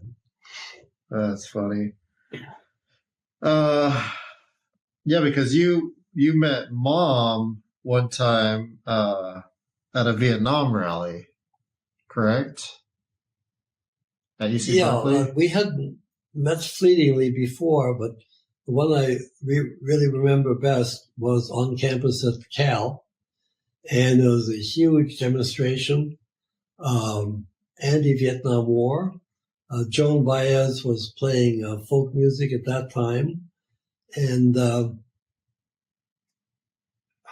I guess I was an avid spectator, but not a participant. And what happened on campus, I'd never participated in that, but later on in the marches, that was before the other incident that I mentioned. So the one downtown Oakland that came much later, I'd finished my graduate work. You had just mentioned Albert Einstein, and I remember you told me you saw him when you were at Princeton. Did you ever meet him, or did you just see him on his bicycle? No, I never saw him on a bicycle, but one winter day about 1951, I was walking through an icy cold sidewalk in Princeton, New Jersey, and coming the other way was unmistakably Albert Einstein, arm in arm with, I think, his sister, whom he lived with, and they did constitutionals like that, and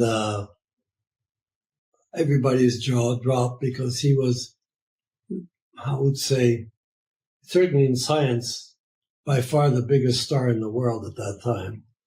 And what he'd done in relativity alone, for which he never got a Nobel Prize. But what he'd done was just a legend. And people were still trying to study what were the implications of his relativity, which he published, maybe 45 years earlier, 35 years earlier. So you didn't flag him down and say, "Oh my God, I'm not worthy." You didn't do the Wayne's World thing. The worst part was that I should have gone up to him and introduced myself and said, "Mr. Einstein, I'm just a student here, but I'd love very much to shake your hand, maybe get your autograph." And he would have done it because he loved young people. He went to great lengths to accommodate young people's interest in anything remotely scientific. And I didn't do it because I was much too sophisticated. You know how sophisticated college sophomores tend to be. Sophomoric. Yeah. They may not be sophisticated, but they think they're very sophisticated. Yeah. Well, I believe he had a very traumatic family history coming to the U.S. as well, which kind of leads me to the revolution of 1956. A lot of our Hungarian family decided to stay in Hungary because they thought that communism was ending during that 1 week where the borders were open. I remember as a kid, you told me like a tank story, and I forgot it. Do you recall this tank story? During the 1 week, 1956, one of our family members kind of escaped with their life. There was like a tank that came into the square. Well, there were, of course, Russian tanks that came into the squares in Budapest to quell the rebellion. And Budapest was free for 1 week, during which people could cross the border into Austria quite easily. And my uncle Gábor, who was the vintner, he went on his bicycle, I think with his wife, and went down close to the border, thinking that they might go west during that week. And they got close to the border at night, and they heard a lot of violent barking by the dogs who were accompanying, I guess, German shepherds who were accompanying the border guards. And he realized that, there was too much still protecting the border that would prevent him from being able to cross the border and get out. Now, I know other people that crossed the border without too much problem.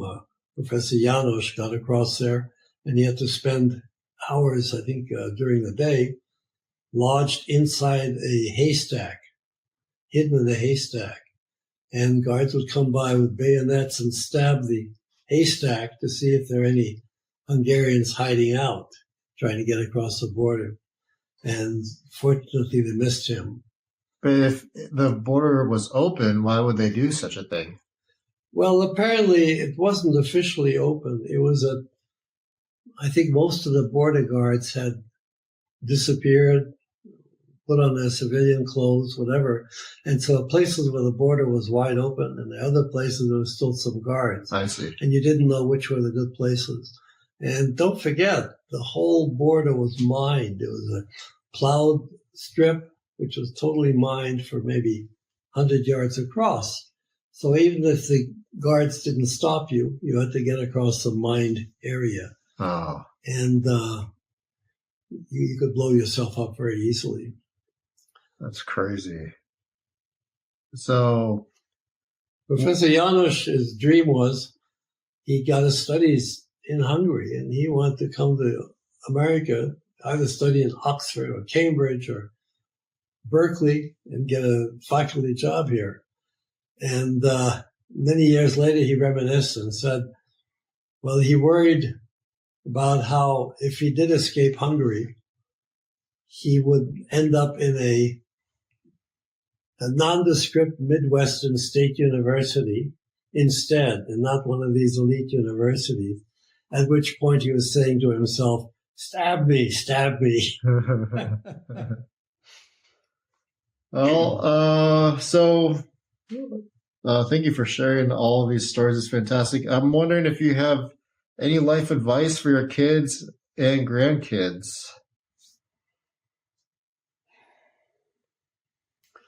Advice for them is to develop your intellect,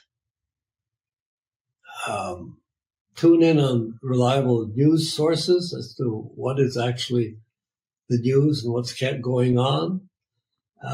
Stay healthy. So vigorous exercise has prolonged my life greatly. And that's certainly one of the components. And try to have a happy life with somebody who's a life companion.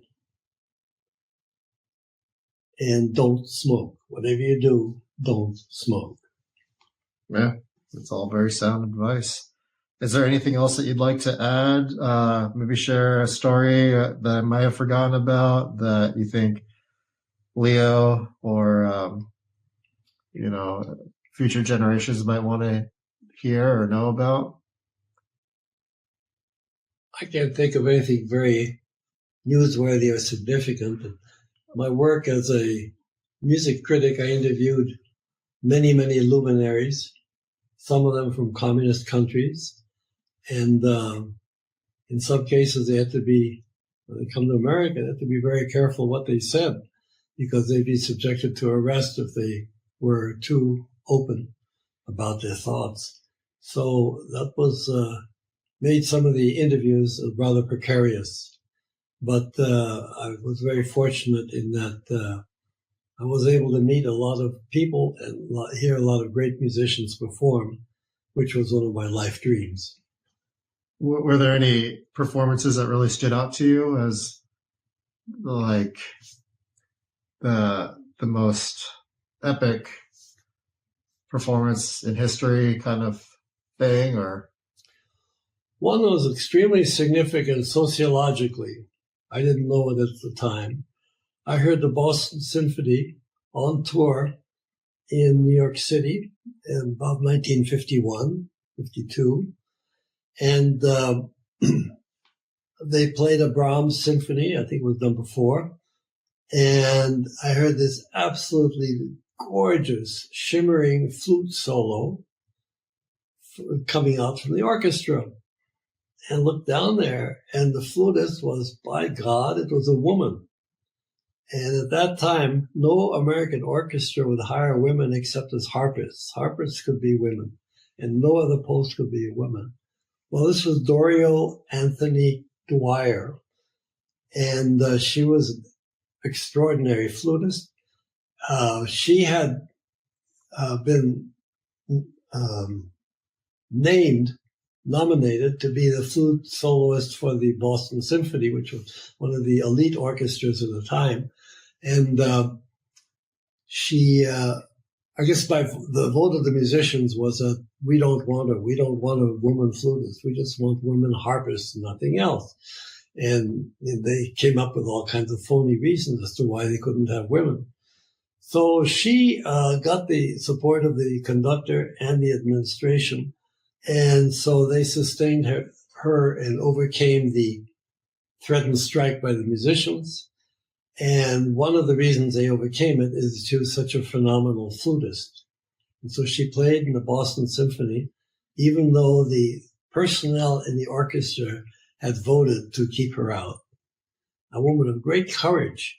And I think she opened the doors for many, many women, not just in music, but on all the other levels, to show that, well, there are doors that you can push open and enter, which people don't want you to enter because they don't want women.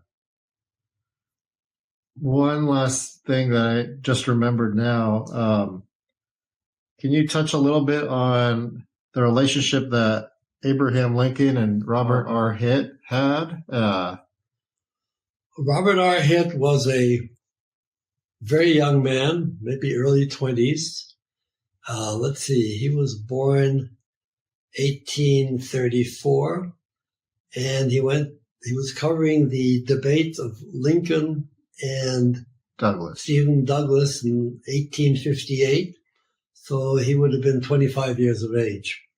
And he was the official scribe for the Lincoln-Douglas debates. The debates went on, not like today on TV, they went on for as much as 3 hours. These political candidates were running for, the first case, maybe it was not for president, but they debated later again for president, and very significant. Well, there were no microphones around, obviously, and Robert R. Hitt, was this young man who was a scribe. He had his own form of shorthand. He took down everything that was said in the debates. He sent it on to the news agencies. The news agencies sent it by wire around the country to let them know what was going on politically. And this is, of course, somewhere in the Midwest, probably in Illinois. That was his home, too. And at one of the debates, Lincoln looked around and he said, "We can't start because Hitt hasn't arrived yet." And so he said, "Where is Hitt?" calling out over this huge crowd. And the only way, there was this huge crowd of enthusiasts who want to hear everything as close as possible to the podium. And Hitt wasn't there. Well, Hitt was way in the back. He was a little late arriving. So the only way he could reach the podium was to be passed over the heads of everybody in the crowd, like a piece of meat. And they passed him all the way up to the front. And he had his notebook and pad and all that and took down all the notes. And then Lincoln says, "Well, Hitt has arrived. Now we can get going." And that was Hitt's first move to prominence. And because of his association with Lincoln, when he was slightly older, he was old enough to be elected to the House of Representatives from Mount Morris, Illinois, and served there for at least 30 years, a long, long period of time. And back in the early part of the 20th century, towards the end of his career, there was a boom to make him the vice president of the United States, I think with Teddy Roosevelt. But the press talked about that as the Hitt boom. That, of course, made all the headlines. How is the Hitt boom coming along? Well, Teddy finally said he didn't want an elderly gentleman as his running mate as vice president. So he held out for somebody else, and that was the end of the Hitt boom. Hitt became a regent of the Smithsonian Institution, which many years later I became associated with. And that was heartwarming to me to be involved with the same institution as he had been in, say, 60 years earlier. Oh, that's fantastic. It's interesting to me to acknowledge that on both sides of our family lineage, shorthand was involved. Your dad wrote shorthand as well in a journal that is a special code that we can't even decipher today. Right. So it's quite interesting to me to see. And I think there are two reasons my father did that. He developed his own shorthand when he was working, probably at first, it began when he was on the submarine in the naval service in the Austro-Hungarian Navy. And then you couldn't write anything that might get in the hands of the enemy and be used against your side. And so he wrote a lot of things in code, and we've never been able to decipher it. Later on, as a diplomat, he wrote things in code, but I doubt there were secrets of diplomacy. I suspect there were probably, in his single days, he was dating married women. And he didn't want that to get around because obviously it could lead to divorce. So between the two of them, he had good reason to be developing a shorthand. And Robert Hitt had to do it because it's the only way he could get everything down fast enough in a kind of a shorthand. And, I think most of us in college, we developed a shorthand too because the professor spoke so fast, you couldn't possibly write everything out in full. And so all my undergraduate days, I was using a kind of a shorthand, a modified shorthand, partly letters, partly words where you'd leave out the vowels. And it's not all that unusual. But your dad's shorthand looks like hieroglyphics with symbols. It's all symbols. A lot of symbols. Yeah, that's very unique. I guess. Yeah. But each symbol probably stood for a whole word. So that obviously was quite efficient and economical. Yeah. All right. Up until this point, we thought that the codes were undecipherable. And it was actually doing the research for this documentary specifically that I discovered that these codes were actually cracked. I stumbled upon a Hungarian blog site, and once I translated it to English, my jaw just dropped because this cryptologist expert named Gábor Tokaj completely cracked the code. When my dad hired Kati Juhász to translate Andor's diaries, she floated around the shorthand codes to some cryptologist experts. Well, this cryptologist Gábor, who studied archaeology and art history in Budapest, has been cracking code systems for over 20 years, and he found a lot of similarities between Andor's codes and Geza Gardoni's cipher systems, and through those parallels was able to partially crack Andor's codes at first. That is, of course, until Andor made a very crucial mistake.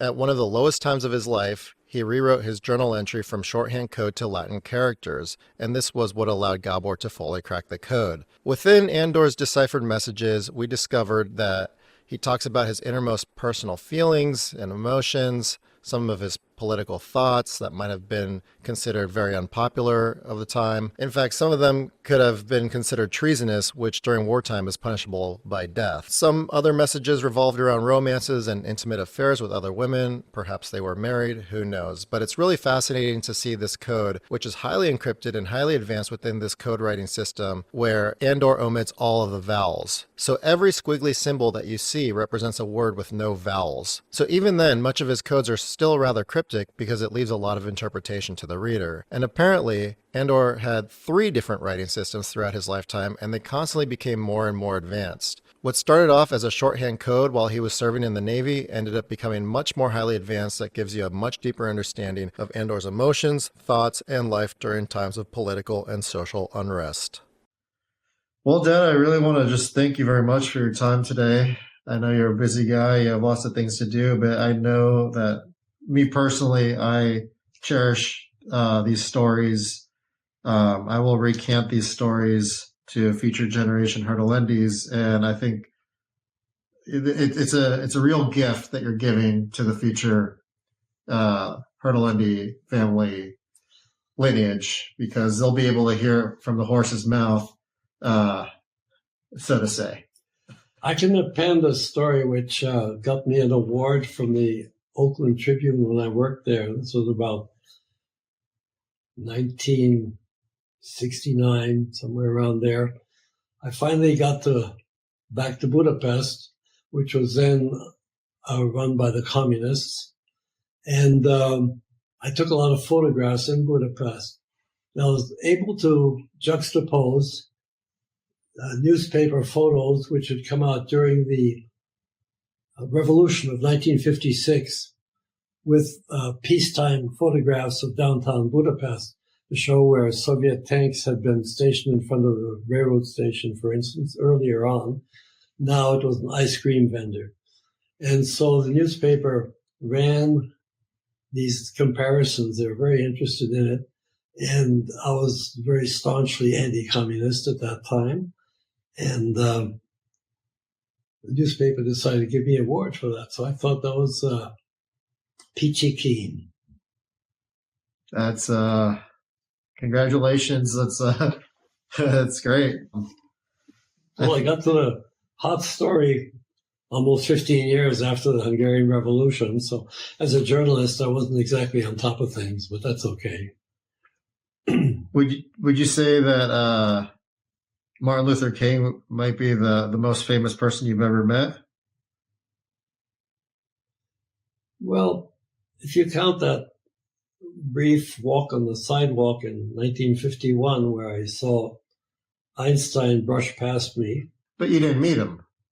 Yeah, I didn't actually meet him. No. So I'm asking. Well, I met President Clinton. I met a couple of presidents. I believe I met President Obama as well. And this was as a result of being involved with the Smithsonian Institution. So these were true luminaries. And the top politicians. And the one that I had enormous respect for was Colin Powell, who at one point people wanted to have elected as either vice president or something like that. And he was a military hero for the U.S. and then later on was a spokesman for a lot of causes in the U.S. Yeah, they were talking about he might have ran, but he decided not to. Yeah, and he was black, and as back at that time, there were very, very few successful black politicians.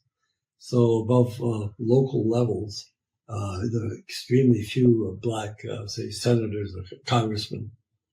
So I think a couple decades later, he would have been a slam dunk to be elected, but he wasn't. All right. Well, thank you very much, Dad. I really appreciate this interview. Thank you. Well, thank you, Ralph. And on the way out, I'm going to give you that framed photo, which is a gift to you and Lauren.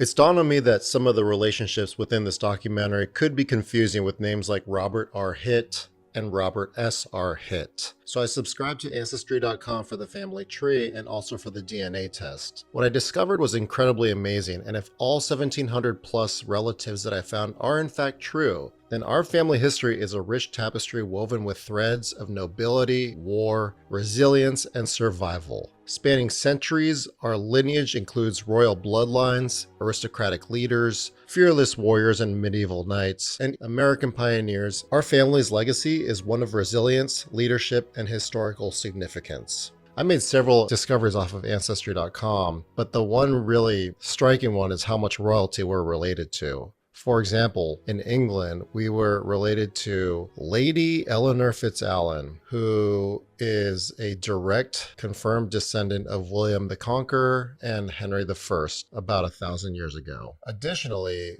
we also have relatives in our family tree from the Bathory family, who are directly linked to King Stephen Bathory, King of Poland and Grand Duke of Lithuania, which means that we are directly descended from European royalty, with ties to the ruling house of Transylvania, Poland, and the Polish-Lithuanian Commonwealth. We also had Habsburg Empire nobility in our bloodline, the von Trautmannsdorf family, who was a powerful noble dynasty in Austria and Bohemia, and Bathiani family, who was Hungary's most powerful noble house, and they served as high-ranking military leaders and royal governors under the Habsburg emperors. The information that I gathered from the European side was fascinating, but then when I learned more about the Europeans who became early American colonial settlers in the 1600s, this information just blew me away. We have Native American blood in us. Some of those early colonial settlers started families with Native American royalty. Princess Big Thunder Bright Lightning from the Lenape, Delaware tribes of Pennsylvania was one of the surprising names in these records. I had no idea we had any Native American tribal history in our lineage, and I discovered that we had early settlers that came to America in the early 1600s, even before the Mayflower. Some of our relatives actually were killed by Native Americans too. What I've learned is that history isn't always fair. Some of our ancestors lived in power and prominence, while others endured wars, hardship, and even death. Yet, both groups shaped our existence to where we are today. A life of wealth and prominence often meant influence, stability, and legacy, but it didn't guarantee happiness, purpose, or survival. Those who navigated wars and upheaval carried resilience, adapting to chaos and ensuring the lineage continued. Our ancestors persevered, and in the end, survival itself is a triumph. Our ancestors, whether nobles in castles or warriors on battlefields, risking everything just to see another day, all contributed to a long and unbroken thread leading to us. It's an incredible legacy, one that holds both privilege and sacrifice. We are the living testament to generations of resilience, power, and survival, carrying both the legacy of royalty and the strength of those who endured hardships. Each generation carried forward values of leadership, courage, and adaptation, ensuring that we stand here today. This history is not just about the past, it is about who we are. By learning and sharing these stories, we honor our ancestors and preserve their legacy for future generations. Our family's history is a story of both greatness and endurance, a lineage filled with kings, warriors, and pioneers. May we carry this knowledge with pride and humility, always remembering the incredible journey that brought us here. It's fascinating to see that our relatives fought each other in wars several hundred years ago, but over time came to love each other once peace was established and joined families together. What unites us is far greater than what divides us, but unfortunately sometimes the divisions are out of our control. So with that being said, if there's one piece of wisdom I've taken from all of this, it's that life is short, unpredictable, and can be very unfair. That's exactly why we must always strive to thrive when we can, because at any given moment a war can break out, and just like that you're fleeing for a better life in a country where you may or may not even speak the language, and you may find yourself just trying to survive. However, our history is proof that even in darkness we reach for the light, and we are survivors who adapt to even the most challenging of times. Rise and shine, onwards and upwards, and ege shegedre.